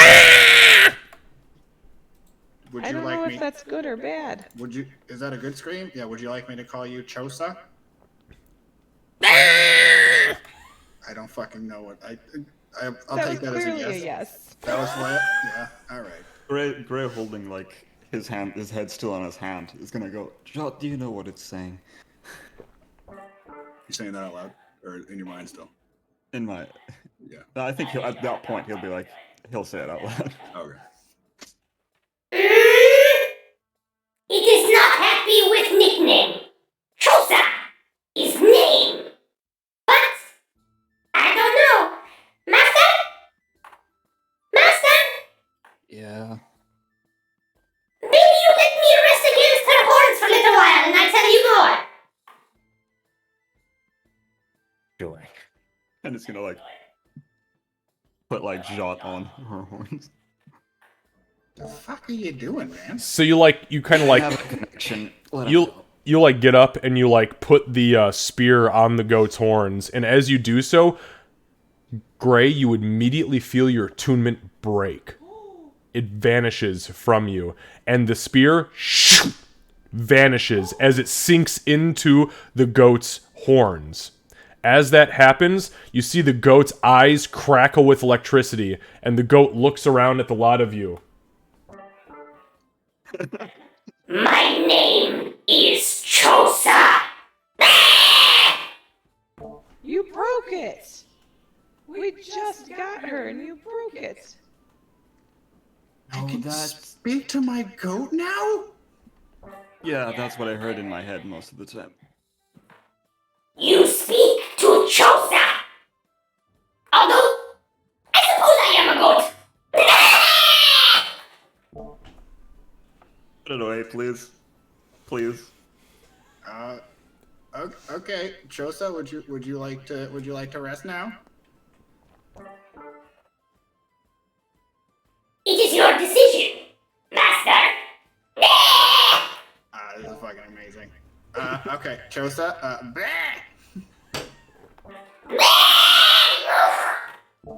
And she spins out of existence, clatters onto the ground into a little heap of ivory. Lucy, you can mark Jot the spear off of your inventory. Are you just gonna find ways to pass Jot around to all of us now? wait, love it. did my goat just eat your spear? Yes, and it's amazing. And for the first time in quite a long time, Gray, you have felt total silence and peace in your brain. Because even when Jot wasn't speaking, there was always that static. We will Right, pick that's up one down. We'll pick up the statue. Just kind of like put it to her ear. Yeah, as you do so, you don't hear anything, but there is like a buzzing in your hand. Like you look down at it and you see little teeny tiny crackles of electricity off of the goat itself, off of the ivory, and into the palm of your hand. Doesn't hurt, but it's noticeable. That's fucking amazing. Aurora's gonna come up and, blow wisps of smoke as she's speaking. Should probably keep your damn goat out of the tavern. Her name is Chosa, and she speaks now. Lots of A things lot happened. happened since you were gone. Yeah. Doc The other side of the room. Doc kind of looks mortified. She's like, / terrified. She's not. Yeah. I had One drink. That's one more than I had, and I watched it all go down. Joseph. Okay. Wonderful. When are we going in the mine? So actually, hold on, because while we were there, we found out that they have revivify scrolls. But we wanted to make sure. Sorry. No, Oh, go that ahead. reminds me. Did you guys ever? How did you get the goat? Did you buy it? Was it given to you? I'd give was it to you if given it was to mine. us, yes. It was given to us after we handed over some money. So you bought it. One could call it that. Yeah, if you want to look at it that way, yeah. How much? We You bought it. know what? No, don't tell me. It's better if I don't know. Let's call it part of the amount of money that was gained from me getting hugged to death. And she'll be just looking over at Gray. Like I said, I thought, don't I care. thought that to was know. going towards your Not my Trump problem.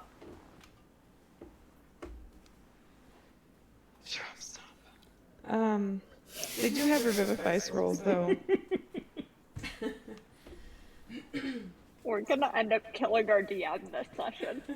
Sorry, I heard it like there was an echo, and then I heard it again on my end, and I was like, "You son of a bitch." That's why I always laugh so hard with Jot, because I hear Yeah. you and I hear this. It's giggling in the background. In Jot's voice, it's amazing. So, revivify scrolls. I was gonna buy one for sure because I don't have the best history with scrolls. So if we have two, then it might be a better chance of having if we need it. We do have diamonds, but I can't like call upon Garl yet to be able to do that on my own. Not yet. Sure, Do buy we one have more for the goat. enough for two?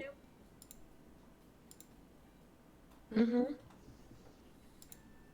Well then, why didn't you get the two? To be honest, because we bought the goat first. Of course you did. I'm not going to comment on that at the moment because, quite frankly, I'm in a good mood, and if I ask, I know that's going to go away. Listen, So can I we go have to get be the scrolls and then go into the mines? I have to be the responsible grounding one like 90% of the time. This is my 10% to get something really cool for my best friend, and we did it, and I'm happy about it. Yeah, You even have like a hint of hesitation? Nope. Was there ever a second thought? Nope. Did you see it? It's hard to miss. Right, exactly. Yeah, honestly, she thought it was gonna scare us away, and it just made me love her more. It Ray would yelled, kinda- and so you connected with it as a fellow yeller. Yeah,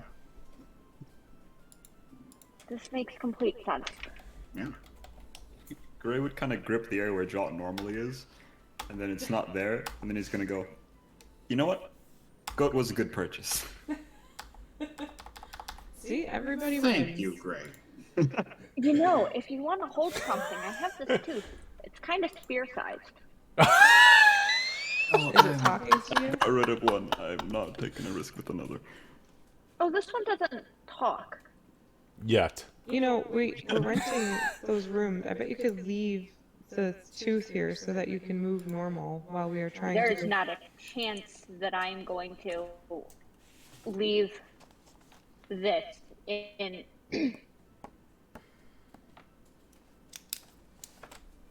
I mean, I left the pelt in the bed in the room. You did what? It's a gigantic pelt. I'm You getting have to be able pity. to move. You have to be able to move. We don't know what we're going... If we're going to fight more of those things that killed me, we have to have you at your best. I've been carrying that thing for days. Yeah, and if we. I don't know what I'll come back as next. Can we at least see if we can get one of those magical bags? We could try. I'm not sure if anybody outside of... I don't know who would have that other than Xavier. Well, I'd say we take it at the Enchanter, but I think he's gonna be busy for a while. Right. Well, Dot, can you at least secure the room so no one else can break into them? I'm sure we could ask them to do that. Wasn't it Well- just a row of beads, like a curtain? kind of difficult to. No. That was going into the back room. That was okay. like the original meeting place that you guys were in. Oh, okay. Like, there's usually like, my room had a lock and a key and everything. Wonderful. We'll keep it in your room. There you go. Can I have the key? Of course. I'll hand it over. Okay, yeah, you hand her the key. Yeah, that's that. You have a going key to go- room number 6. Yep, I'm going to go bring the pelts and the and my tooth into the room. Okay, yeah, so you It's go. probably gonna take me a little bit to drag those pelts carefully into room Yeah. 6. No, I'll help you. And Ree throws him up and onto her shoulder like it's fucking nothing and chump change. You go into room number 6, and just like in the other rooms, underneath the bed there is a small storage locker, and you pull the storage locker out, lift it up. It can fit one of the pelts and the tooth, and then closed down and cinched with the lock, which there is also a small key for, to be pushed back under, but there is not enough room in room number 6's storage locker for the second pelt. Because that's a big fucking pelt. I only If have one one of big the pelt pelt- from the. I only have one big pelt from the big guy. I don't have multiple. Correct, and because I think that Aurora took the smaller monkey pelts. Oh, you took the smaller ones. Yeah. I don't think. No, I'm carrying a fuck ton of salt. I don't think I'm carrying any pelts. We left the smaller ones. Yeah, we just only had took the really big guy. one. Oh, Yeah, okay. I only Well- have like one 50-pound. Perfect. If that's the case, then only that pelt fits into the storage chest, and the tooth does not. Okay. I'm gonna put that in there. Going to put the tooth next to it. Gonna lock the thing. I'm gonna test the lock a little bit. It's strong as fuck. This is a dwarven lock that is no bullshit. I mean, it's made out of iron. Wonderful. And then I'm going to. I'll thank Ray. Only sounding vaguely buzzed.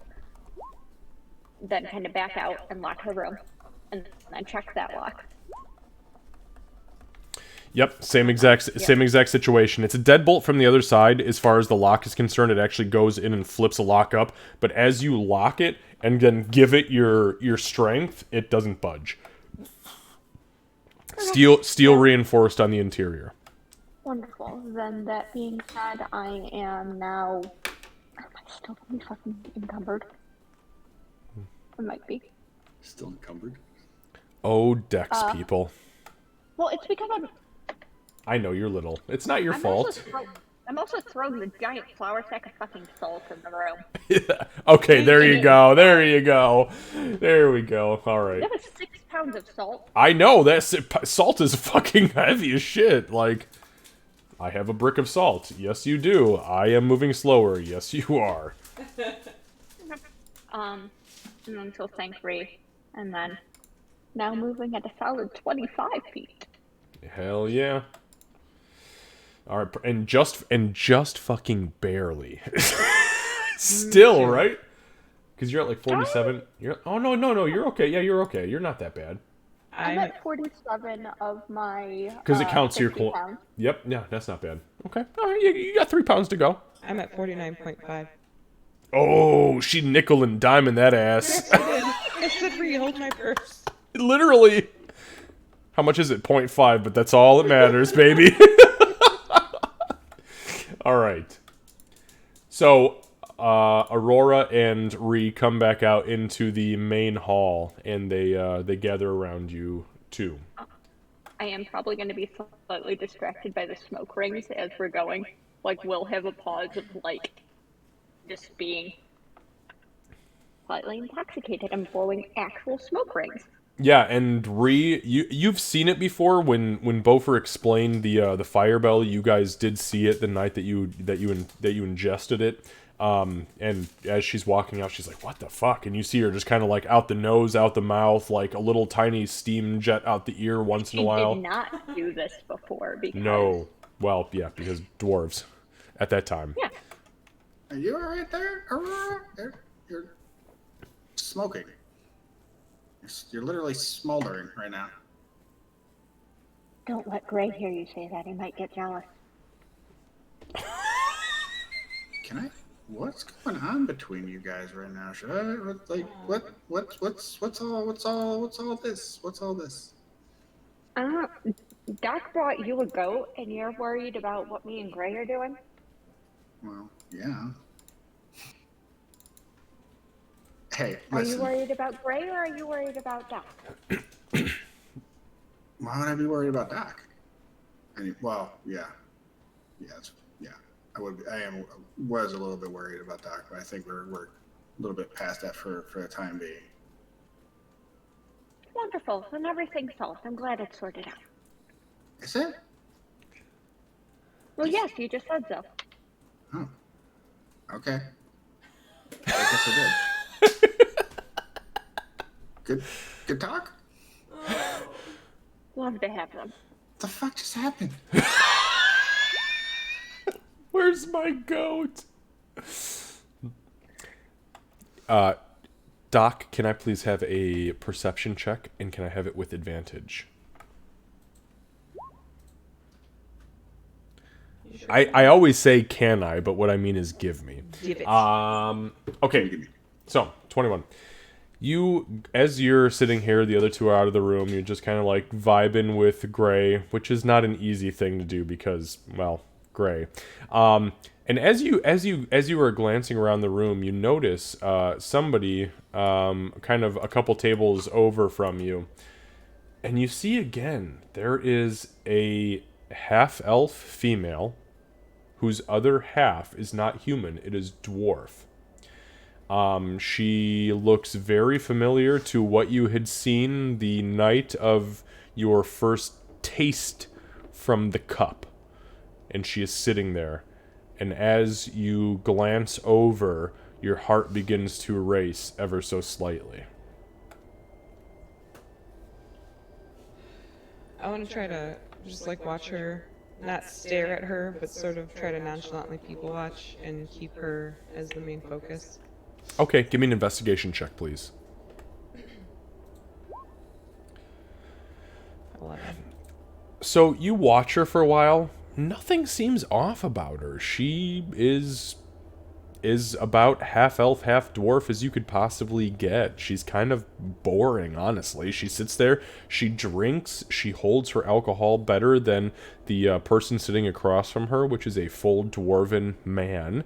And she goes about her business. She pulls a scroll open during the conversation, a scroll of parchment, and she takes a few notes with an ink pot and a quill, and she rolls it back up, ties it with a piece of leather, puts it back in her belt, and then goes back to drinking.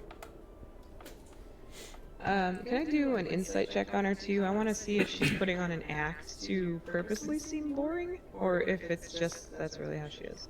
Okay, absolutely. Oh, no, she's You're not boring. entirely sure, yeah.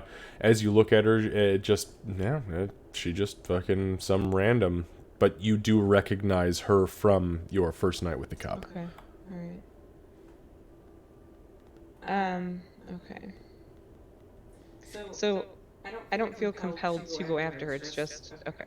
It's just letting me know, like, when I saw her, it let me know that she has a bounty on her, but I don't feel like I have to go after her or anything. So if you look at, well, yeah, obviously you're not going to like break out and the assassin way is not to just murder somebody in the middle of a tavern. But if you look at the cup, it gives you all of the details about the cup. You looked at her, you had the opportunity to study her, and you chose not to at the time. So you don't know shit about the bounty. You don't know shit about her. You don't know shit about her crimes. You don't know shit about the pay.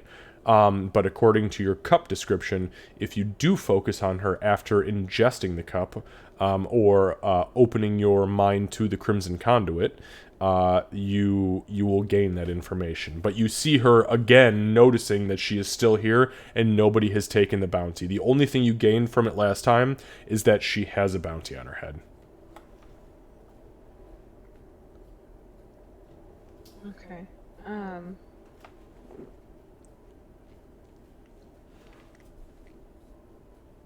So you said she's here. Yep. Alright.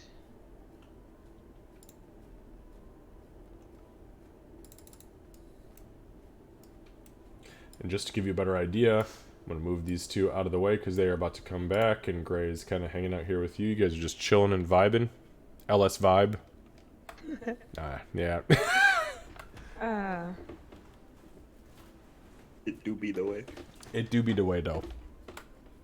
Doc will put her hood up over her head. Oh, okay. Just like she'll just like put her hood up over her head, and she'll say, sort of under her breath to Gray, "My eyes are gonna look weird. I'll explain later." So I don't. Gray, you hear it?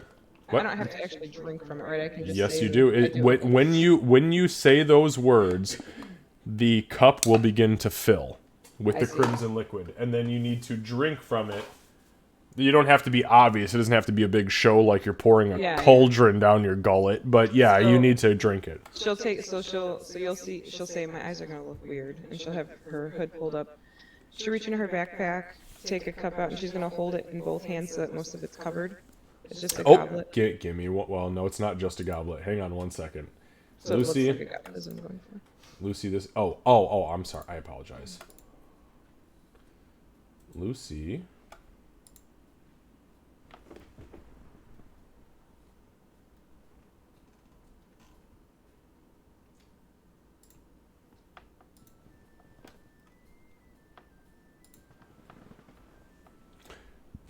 Lucy, this is what you see her pull out. Did you see it? No, you didn't see it. Never mind. Hang on. Here you go, bud. That is what you see her pull out. Very Warhammer-esque, I love it. So metal.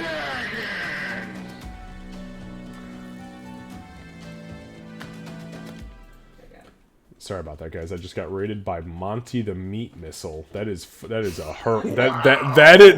horrific name of anybody to be raided by. Holy shit. Playing Dungeons and Dragons. Yeah, hey, hi Monty.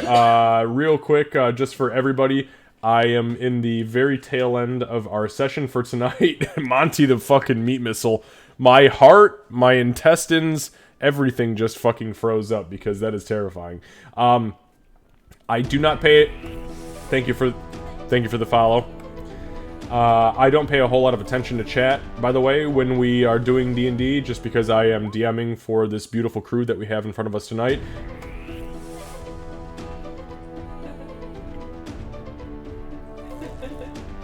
All these goddamn sound alerts. But thank you so much for being here. Please hang out with us for another like 45 minutes or so, and we are going to take our collective D&D raid to somebody else. So thank you. Okay, sorry guys.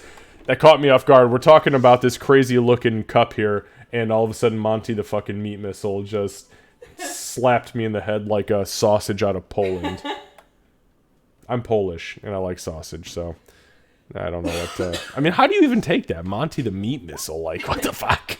I like it. No, you don't. Yeah. Thanks, Cat. Okay, so, Gray, you're sitting across from Doc. Doc pulls out this cup that is it appears to be, from your best estimation, some sort of silver or platinum as the interior portion of the goblet itself. The exterior is carved from bone and painted with some sort of crimson liquid in red. And she'll, once she has it out, she'll try to do it as swiftly as possible, but she'll have, like, both hands around it. Like when you're drinking hot chocolate, you cover the whole mug on a cold day, you know? And then she'll... You know what? Hang on. Candace, sorry, real quick. Give me a stealth check, and Lucy, give me a perception check. Okay. For fuck's sake, man. My rolls are shit. Yeah, you got fucking +8 I have a stealth? +8. I rolled a 4. Man, fucking assassins. Okay, 23. Okay, yep, Lucy, you do see the cup. You do cover it. You feel like you grab it. You snatch it up, you hold it to your face, and you're like, wow, I don't have paws anymore. I have little tiny-ass gnome hands. And Lucy, you're just like, oh shit, what is that? And then I will whisper, I thirst for the crimson conduit, to it. As soon as you say, I thirst for the crimson conduit, you see the whole thing flash red just momentarily, like literally just a bloop, and then the whole goblet fills up to the rim with a syrupy red liquid. I will drink it.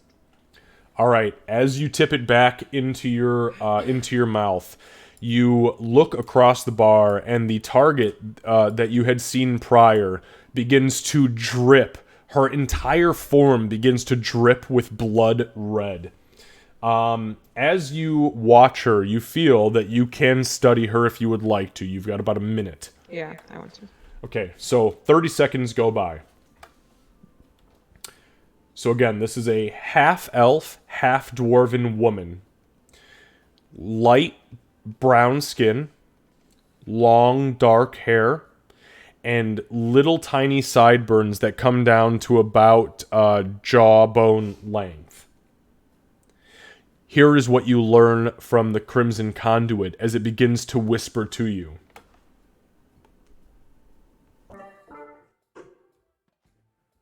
Rolana Ironthorn. Her crime is sabotage of guild property. Her punishment is death. Your payment, 180 pieces of gold and 2 jade stones, valued at 50 gold pieces each.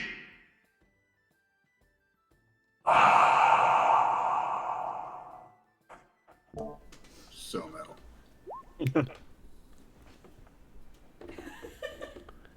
And then you feel the Crimson Conduit fade. Okay.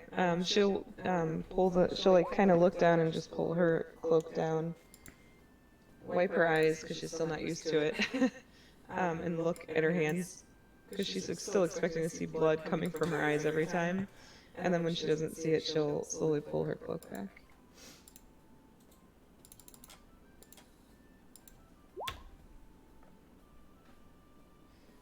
And then she'll, take a drink of her water and act like nothing happened. As long as Not laughter moisture. Yeah, and that is not laughter moisture. That is sad. So yeah, Gray, as she says, "Hey, you're gonna see my eyes do something funky." You hear her whisper out loud, "What is it? I thirst for the crimson. I thirst for the Crimson Conduit," and she drinks out of this magic skull goblet, and as she stares daggers, and you see her eyes, they do become blood red. They're almost like bloodshot. They fade, and then she looks down, grabs the water, and drinks from the water, and you see the rest of the crimson in that cup kind of bubble out of existence. And the cup gets put away immediately. Yep. Now, it's about this time that Ree and Aurora arrive back in the room from room number 6. There's one other thing that I want to say before Yes, we make it all please. the way over there. Yes. Let's see. When we get back there, you should ask Gray about the wrestling that you can do. Apparently, there's championships. Oh You yeah. could probably get enough coin to get more goats. Fuck yeah. All right. Yeah. Let's fucking do it. Holy shit. Can I Or, get so many supplies goats? that we actually need. But Yeah. Thanks. Goats. Magical booyah goats. Yeah. What? Yeah. I am betting, Ray, and I'm saying this before we're in the main room intentionally, I am betting you can win all of the coin that these dwarves have. All of it. So wait, what? Like, okay, I'll talk to Gray about this a little bit more. But so it was like a wrestling match. I gotta outstrong these dwarves. Exactly. Easy for you. Oh fuck yeah! All right, let's do this. She'll kind of reel a beeline over to Gray. Hey, Gray, baby, sweet juice. So I hear there's something about a wrestling match where I could get money to buy more booyah goats. Is this true? I think Gray was gonna be like looking intensely at Doc. He's gonna go, huh? Goats? What? Yeah. Like arrest. Like there's like some kind of competition around here. What's Aurora, give me an insight check. This is Yep. this is procced off of passive insight. Okay. And I also want to take the second to like try and like push down the buzz feeling and try and function a little clearer. Okay, so the 20 on the insight is that Gray looks like he has just seen a ghost. He there is an Then expression. I definitely want Yes. to try and push it down. Give me a Constitution saving throw with disadvantage because you are attempting to force down a poison effect. Oh no! Make it straight. You have resistance against poison damage, don't you? Yes, you do, because you're a fucking halfling. Yes, you do. Give it to me straight. Not great. You are. However, if he, Go ahead. I was gonna say if he looks at all like he's seen a ghost, considering how much trouble this party's gotten into when I've left the room before, With ghosts. then she's going to brush, like make a gesture and brush that down and away and let the restoration herself. Okay, yeah, absolutely. So as you brush, as you see that in Gray, you begin to brush downwards, and as you do so, you guys see this trace of like green energy across her face, chest. It all transfers from where her fingertips touch all the way down her body into her chest, and then vanish. And you see her blink a few times and look around, and you are in complete sound mind. Well, then she's immediately going to like scan the room and like she's assuming danger from the one insight check, and so it's just that she's not worried about the group. She's worried about what the possible threat is.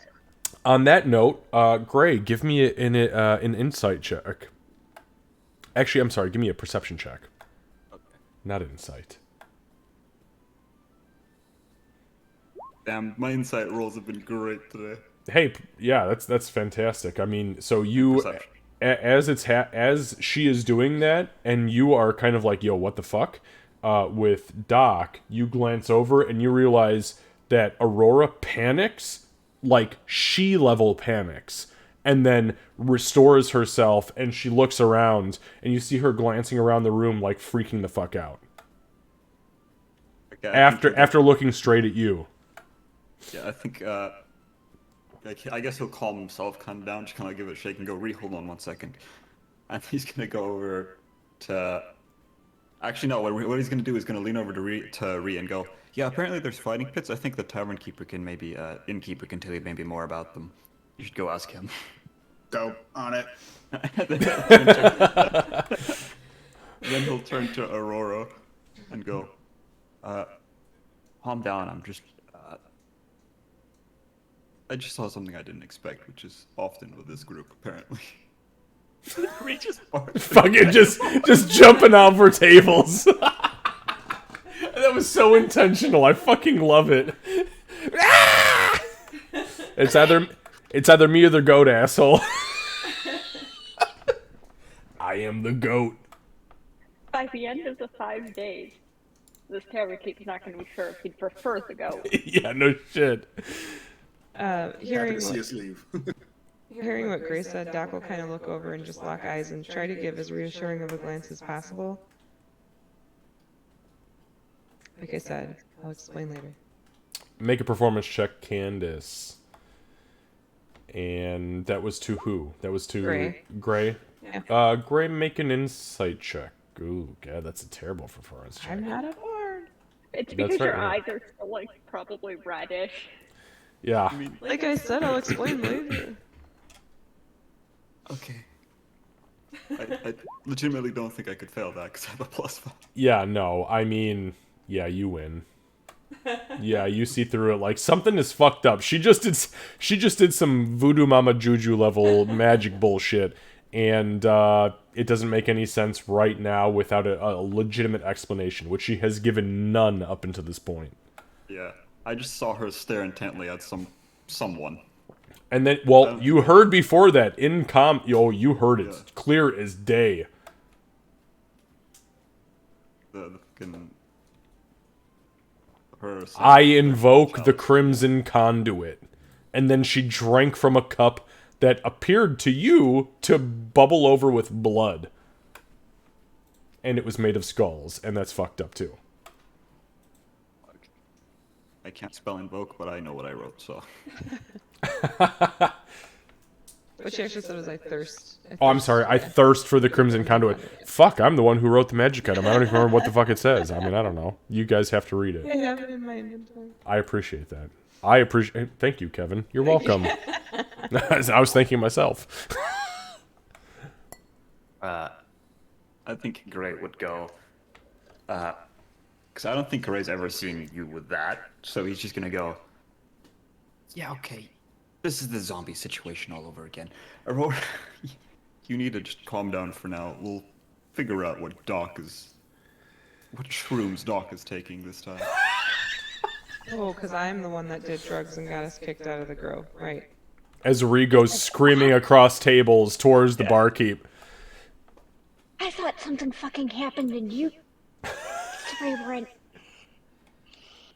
You.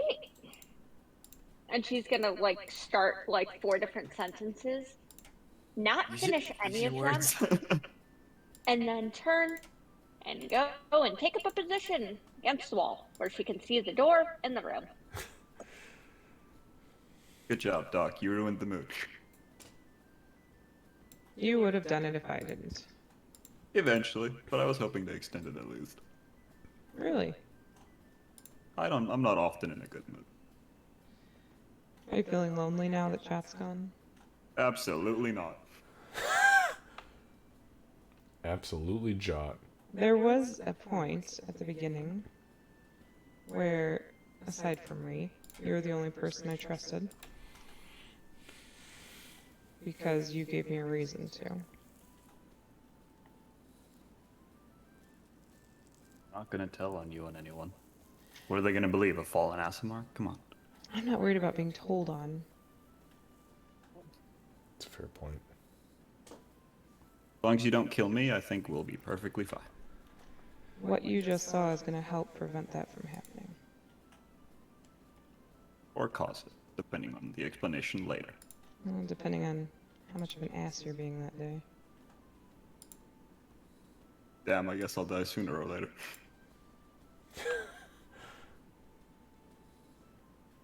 All I'm saying is that we all have our reasons for doing what we do. And nobody's forced you to explain anything about yourself. But I do intend to give an explanation to people when it's safe. Yeah. And I look forward to it. Meanwhile, I'm gonna go make sure Reed does not strangle the barkeep or something. Okay. Okay, so while that's all going down, Ree, you have you have hurtled over tables, you have knocked over bar stools and said, fuck it, I need to get to this guy. So, you get to the barkeep. Where'd you go? Yeah, she kind of hops up onto the bar. Is like, hey, hey. And he looks at you surprised. Oh, sorry. Oh, fuck me 2 ways from Sunday. Yeah. What are you doing up here? Sorry, I got really excited. What? Hey. Hi. What can I do for you, sweetheart? You want me to help you off? He kind of offers his hand. Do you need to step down? Yeah, sure. Yeah, I'll step down. Sorry. He kind of like steps you down and. Hey, what can I do for you? What are you looking for? Well, first off, can I have a drink, please? Absolutely. How strong are you looking for? You want to? Strong as fuck, boy. Ooh. All right, hang on. I got something special for you. You see him grab this ivory black cask and set it on the counter. He flips it over a pewter goblet, and he fills it about halfway full instead of a quarter of the way full. Turns it off, walks back over. I think I've got something special for you. Have you ever heard of the dwarven dragon throwers, the dragon spitters, Firebelly? Oh, is this the same stuff I had before? Oh, yeah. Drink it down. Yeah, sure. All right, yeah. I'll give it a swig. Yeah. All right. make a Constitution saving throw, please. Wait, are you drinking all of it? Yeah, the whole thing. Oh, fuck yeah. Oh, fuck yeah. Make it with advantage.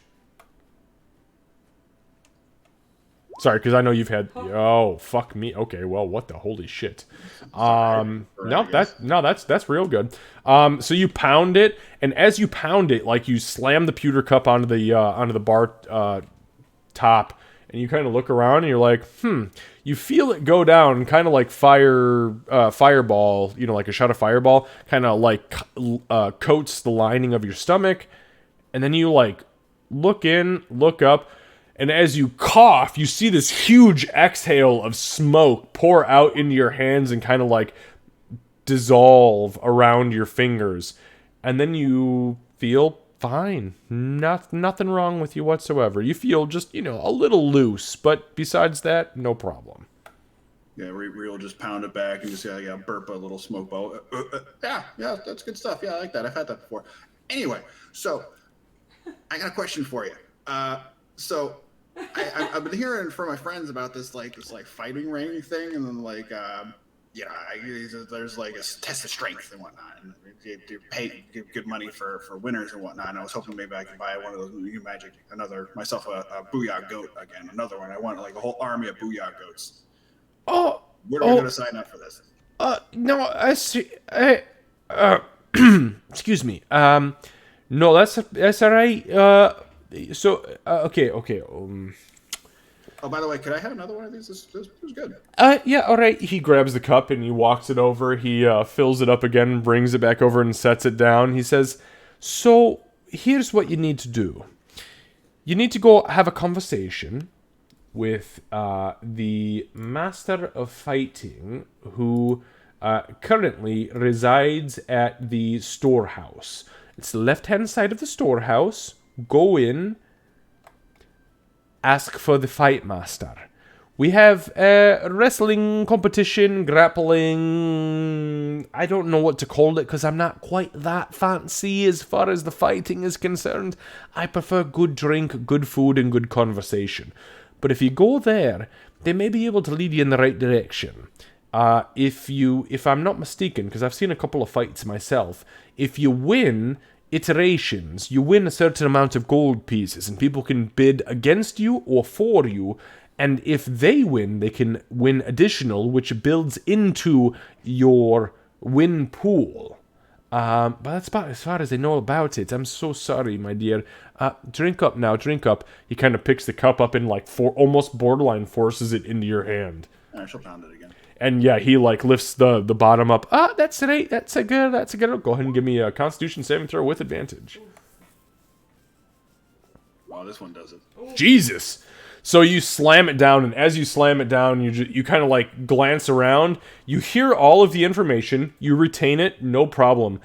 You cough, and then as you burp, there is literally heat in your hand. You see like a distortion, almost like a desert mirage in your hand with a fountain of smoke that pours out of your nose.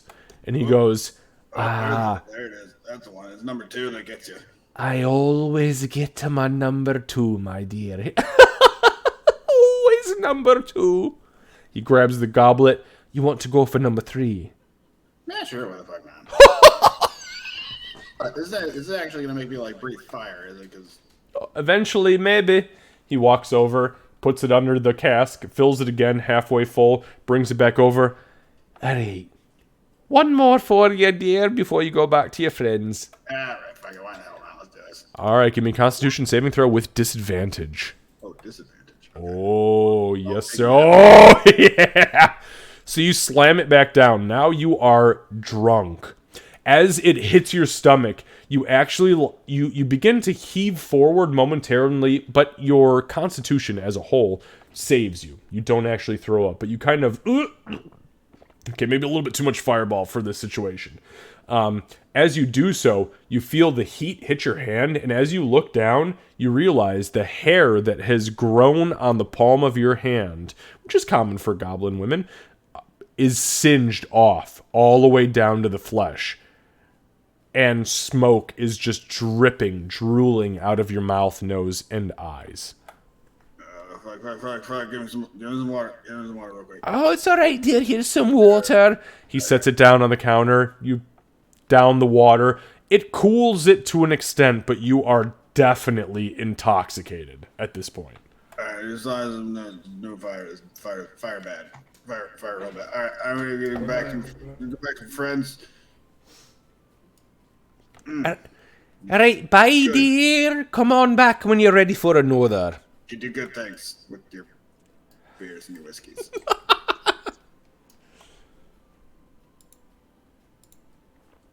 All right. Flops down on the stool over here. Yeah, you guys see Rhea come back, and as she's stumbling back towards you, there is literally a trail of steam following her that is spilling out of her ears, her nose, her tear ducts. It is like coming out of her skin, out of the pores of her skin. You can all tell as she is not stumbling drunk, but drunk enough in the last 5 minutes of conversation that you're like, whoa, what the fuck did she just do? Are you okay? Yeah, it's fine. Just I just had some of the dwarfy burn Fire juice. belly? Yeah, that's the one. I'm close enough to hear, right? Probably. I'm sorry, what was that? Sorry, I'm close enough to hear, right? Oh yeah, you're like 10 feet away. Perfect. I'm being loud. I'm not being quiet. Do you like it? Do I like? Yeah, it's good. I'm definitely not a fan of the whole like breathing fucking fire thing, but I mean it's good. It's cinnamony. That one. If you stop liking it, let me know. Yeah, I'll let you know. So, yeah. So I talked to the barkeep about the fighting thing, and he told me to go to the storehouse, talk to the fight master, say I want to fight, and then I fight people. Okay. And they give me money. Do they do only on certain days, do you know? And she'll look over at Gray too, do you know? I forgot to ask that part. Well, that's okay. Just enjoy your... Real quick, just Gray, what he had told you is that every week they do a certain amount of iterations, and then every couple weeks they do payouts. Every few weeks every few days they do like 1 or 2 fights, and then every few weeks they'll actually pay you out depending on how much you did. Okay. Is that? Yes. And then, at the end of that time, they give me the money, and I buy ourselves another booyah goat. Having more booyah goats would be pretty amazing, I'm not gonna lie. If we each had a booyah goat, I refuse. well, Or only one of them would that would talk. actually help us. And there's no like humor in her voice anymore. She's still on very much high alert. But I don't see how having transportation is not helping. now we can ride the booyah goat. Josa is her name. And I love her so much. Right.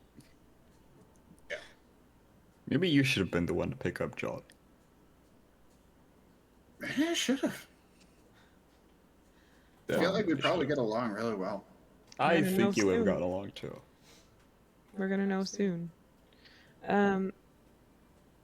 So maybe let's go back to our room.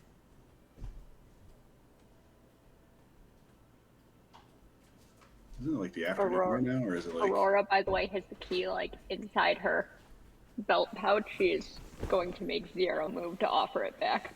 Doc wasn't gonna ask for it. Let's It go. is now the Pelton and Tooth room. It is not a people room. We don't have to go to bed or anything. I just would like to go in there to talk. Honestly, I don't think talking, at least with Ree right now, is gonna do anything. Well, it's Talking good because with we Ray need is answers best. from her, not her. And to be fair, at this point, Reese smells like old cinnamon, like cinnamon musk. Doc Ree already knows most of what I am gonna say. Most of it.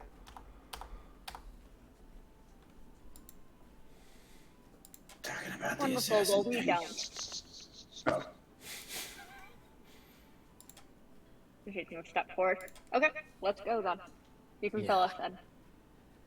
Okay.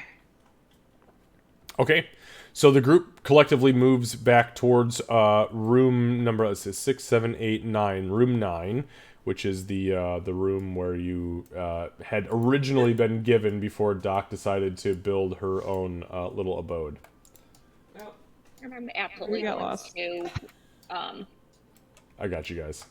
hang back for a second and look at Gray, and then be like, "She didn't attack you, did she?" Or say something to that effect. No. Luckily, this time. But as like, Ree walks by with, like, the smoke trail forming on the roof, Gray's definitely gonna, like, smile at the group he's with and go, "Never a dull moment." Walk in. So knowing that Ree woke up with a note tied to her toe, Doc does. She'll do just a sweep of the room, make sure that there's nobody hiding in here or anything. Okay, make a perception check for me. Can I guidance myself first since I know I'm doing it? Absolutely. Okay. What do you say for your guidance? What is your guidance? For my guidance, it would be, Garl, grant me luck.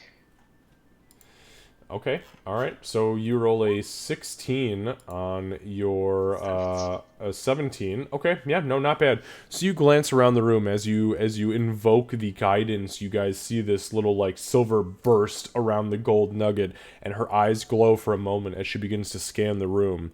She scans the room and yeah, you do not notice anything here that stands out to you as alarming. Are we able to lock the door on the inside? Absolutely. Okay, so Yep, we'll do it's that got a too. it's literally got like a big wooden latch and then an interior deadbolt. Okay. So before we sit down, I'll do all that up, and then I'll sit, and I'm gonna put myself purposely like where I'm not blocking anybody from the door. Okay. Even though it's locked and bolted. Yeah, but like Okay. she's not putting herself in the way of the door. Okay, so that- okay, fair I enough. gonna stop Ree. She had to go through it anyway. Okay. That's fair. Okay. So Because when she locks the door, Gray would kind of jokingly say, "I don't like that I'm the only male in here." Or you do really you? don't. I'll keep you safe. Don't worry. Yeah, I got you, big guy. It's the one I'm worried most about. So, so obviously, I'm not sure if everybody's aware of the note. Were you aware of the note, Aurora? The note. That was tied to Ree's toe this morning. Oh, fuck, I forgot about that note. She's gonna completely misunderstand. She's gonna turn to Gray. You panicked over a note? No, there was no note. No, there was a note. Hold on, there was, That yeah, situation. yeah, there was a note. Hang on, let me go find it. I threw it over here somewhere. Why did you panic then? Well, we're getting there. So Ree begins to look for it in vain. It's not there. I'll go help her look. Hold on. So, I threw it So over here. so Gray begins to help her look.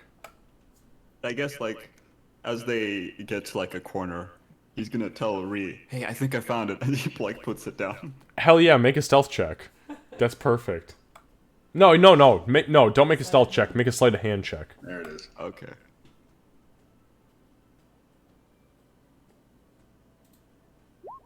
Oh yeah, 10. I mean, she's drunk right now. You duped that bitch. I mean, it's easy. Yeah, you're like, oh hey, look, I found. Perception, or is it? Well- passive perception, or is that just? I mean, technically it would be, but you're drunk, so I'm gonna lower it by like 5. So you've got like a 7 right now. I think it's 7. Hang on. 12, 11, 10, 9, 8, 7. Yeah, Current 7. 12. Yeah, it's right. So -5, 7 with his 10 roll. He kind of tosses it down in the corner. Like you think you see his hand move, but you're pretty shit-faced because nobody's purified you. But yeah, boom. Hey, there it is. Oh, there it is. Yeah. Yeah. So here we go. And she'll come back to the table and unfold it here, stretch it out. Yeah, this is no, come and get closer, Aurora, get closer. You gotta get the full experience of this note. It's not just visual. It's also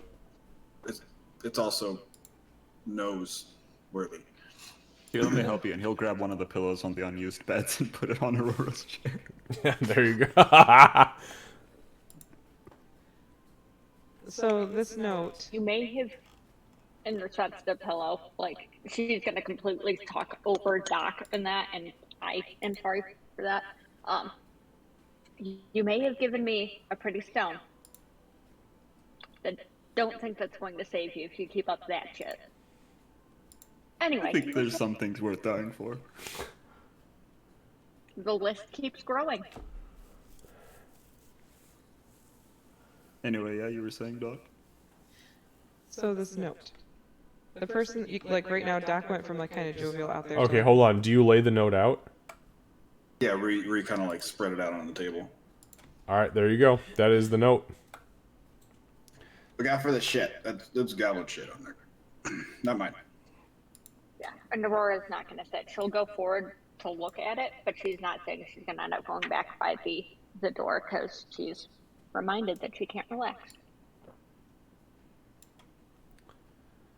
So, number one, if there are any doubts as to my intentions, hopefully this clears your mind.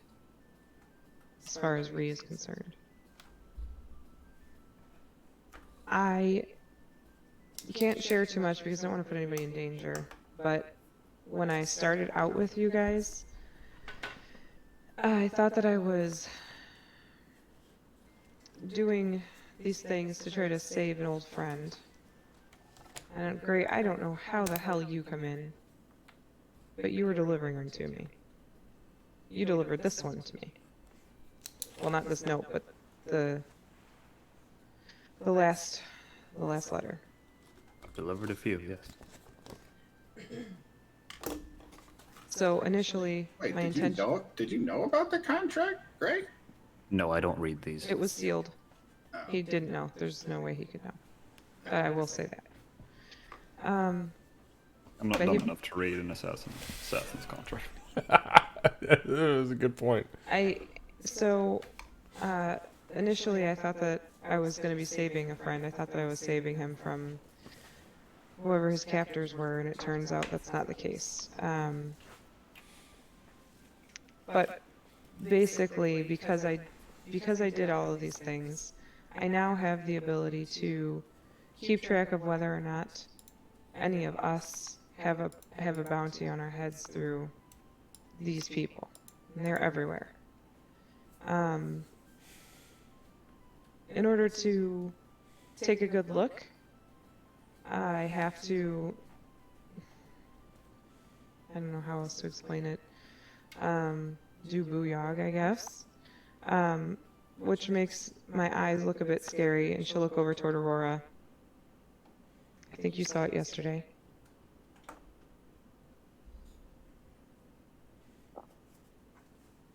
You hadn't woken up, just woken up. Right. So it can make my eyes look weird, but it lets me see if there's a bounty. I'm intending to use this to keep our group safe. As far as I know, everybody is right now. But Ree's was a big deal because this group was going to come after her if I didn't handle things the way that I handled things. Obviously, I would have liked for things to go down a lot smoother than they did, but Ree is strong, very strong. Yes, I believe strong as fuck, boy. Nice fun, boy. Yes. Strong as fuck boy indeed. But I didn't tear my soul into pieces and put it back together to keep you all alive just so that I could kill you. That's not my intention. I want to do what I can to make sure that everybody in this room stays alive. Even you. And she'll look over at Gray. I know you don't believe it, but it's true. You kind of helped me out at the beginning, so If nothing else, I owe you that.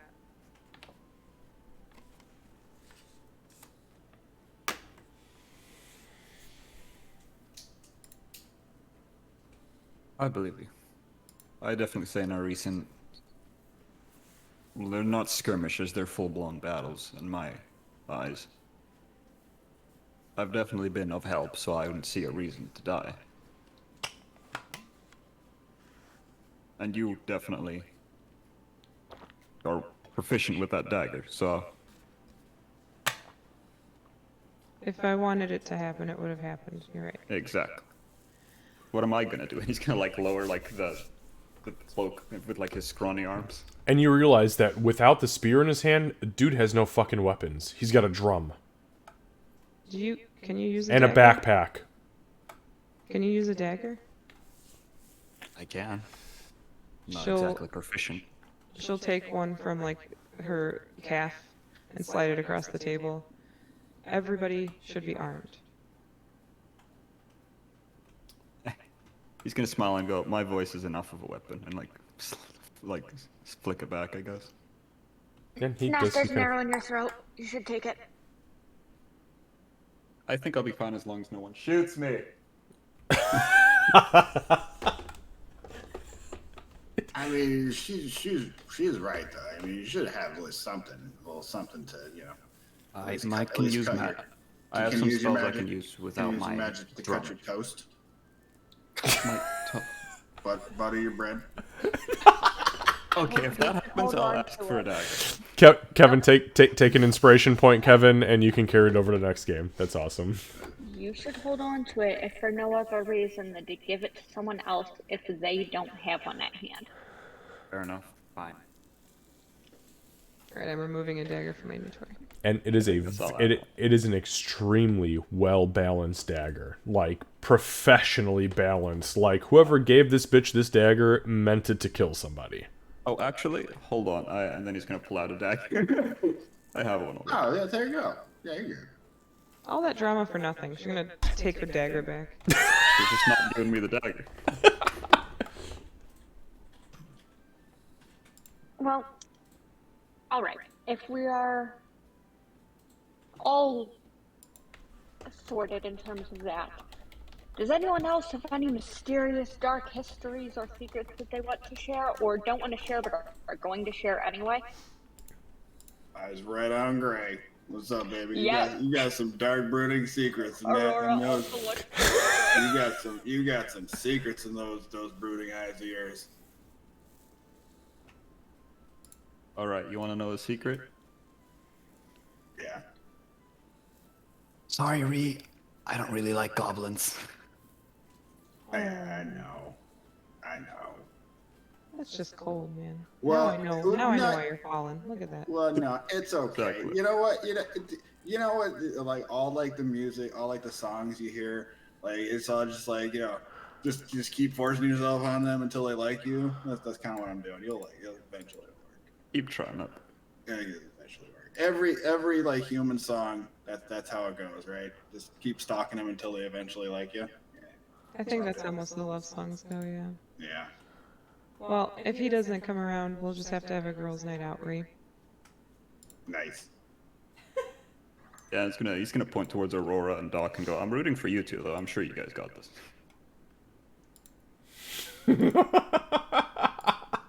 That's awesome. Doc's gonna look really confused for a second. You've already given each other rings, so... Do you think... I mean, okay. You gave her a goat. She's my best friend. I'm pretty sure goat outweighs the ring. Well, yeah, it's really heavy when it's big. There we go. See, obviously it's have to. Anyway, It's the thought that aside. counts, Aurora. Come on. I mean, we kind of this was all like the party money, so I kind of gave. I didn't really give her much of a choice, to be honest. It's just like she mentioned the priestess mentioned something about a goat. I'm like, fuck, give her the fucking money. You need a goat. That actually is, That is- how it went down. That is and exactly how that went down. I mean, it's certainly a cool thing. Right? You want me to call it out? Call her out? No, maybe No. not right now. Oh, okay. Besides, Ree and Docs, as far as I know, am I aware, they don't have a symbol for each other. He's gonna like flip Actually- both of them off. I'm gonna grab my gold nugget and say we are twinsies now. Oh no, there's two. Yeah, we of got them. the nuggets. Yeah. All right. Great. Does anything in your dark and mysterious backstory, no, that's not going to help you get more of an audience on Monday. You've been doing fine enough without that. Is it going to pose any harm to any of us? No, I don't think it should. You don't think, or you don't, or it won't? Listen, your dwarf when we met was haunted by a wraith. Revenant. Yes, and the dwarf I is don't no longer with think us. with this group I have no idea. Things always tend to the worst. Yeah, I mean that's fair. I didn't think my past was gonna come back to haunt me, and you know. I also didn't think that Ree's past was gonna come back to haunt me.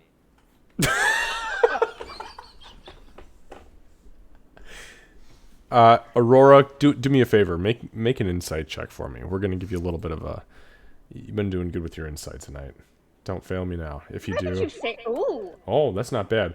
So as Gray says that, you truly believe, and looking at the way that he kind of holds himself and has held himself in conversation before, you truly don't believe that his answer to that question will affect anybody else in this group negatively.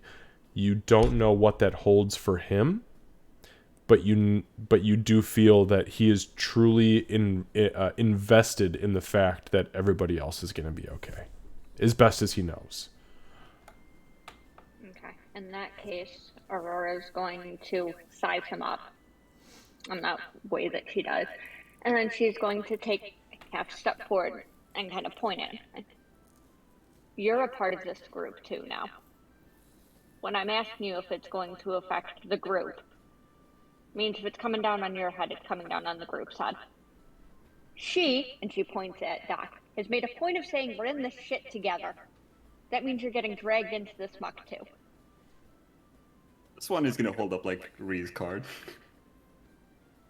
Letter with the goblin dude doing. Okay. This muck. Yeah. And Right. all the other stuff that this group goes through, which, by the way, we have until Monday to figure out a group name, No, especially if we want the posters revised. no, I think the posters are fine as is. Well, now that they actually have the in name on them. That's your job from now on, so keep at it. Well, then I guess you better stick around in one piece to give me something to remember.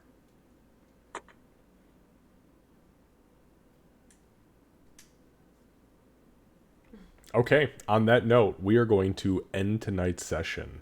And I think this is a perfect place because you guys just did a fucking fantastic, like, 35-minute bout of roleplay, which I absolutely adore and admire and love all in one.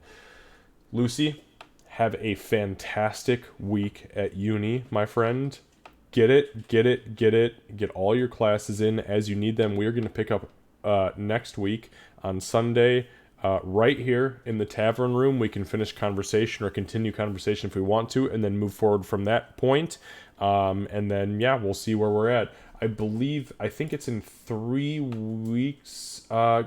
Kat, was it on the 23rd that you were not available? Okay, I do have it right then. So we still have 2 weeks with Kat before we have a 1-week hiccup, and then we're back at it. So, yes, we'll be back next week for regular stuff. Oh, sorry, Lucy, did you have something, buddy? No, I was waving. Oh, waving goodbye. Yes, go get sleep. It's 4 a.m. your time. It is 4:02. I promised you 2 minutes ago. I am sorry. Go get sleep. It's fine. I'm busy tomorrow from like 10 to 6, so. Oh, okay. Wow, holy shit, that is busy as hell. Okay, have an excellent tomorrow, Lucy. Enjoy the English weather, whatever it has to offer you, and hopefully you can get your dominoes without any hiccups. Good night. All right, guys. Good night. All right, guys. See ya next week. Thank you. Thanks, everybody. Thank you. All right, on that note, we are going to raid Rocker Joe. We're raiding Rocker Joe. So, okay, everybody, here we go. We're taking 7 people with us. Have a good night, you two. I have to Yes, go to yes, work, yes. And then tomorrow I start training my replacement. Once she's trained, I'll be free to leave this company. Fuck yes. Get out of there, girl. Get out of there and run like you have never run before. Yes. And then we'll see you at Hopefully I have a D&D job in by 2 weeks. Nah, well, you know what? Even if you, well, don't worry. Yeah, we got you. Yeah. We got you. We got you. We got you. Night. We just need you to be happy. We'll see you later. Bye, cat. All right. So here we go, guys. We are raiding in 5, 4, 3, 2, and 1.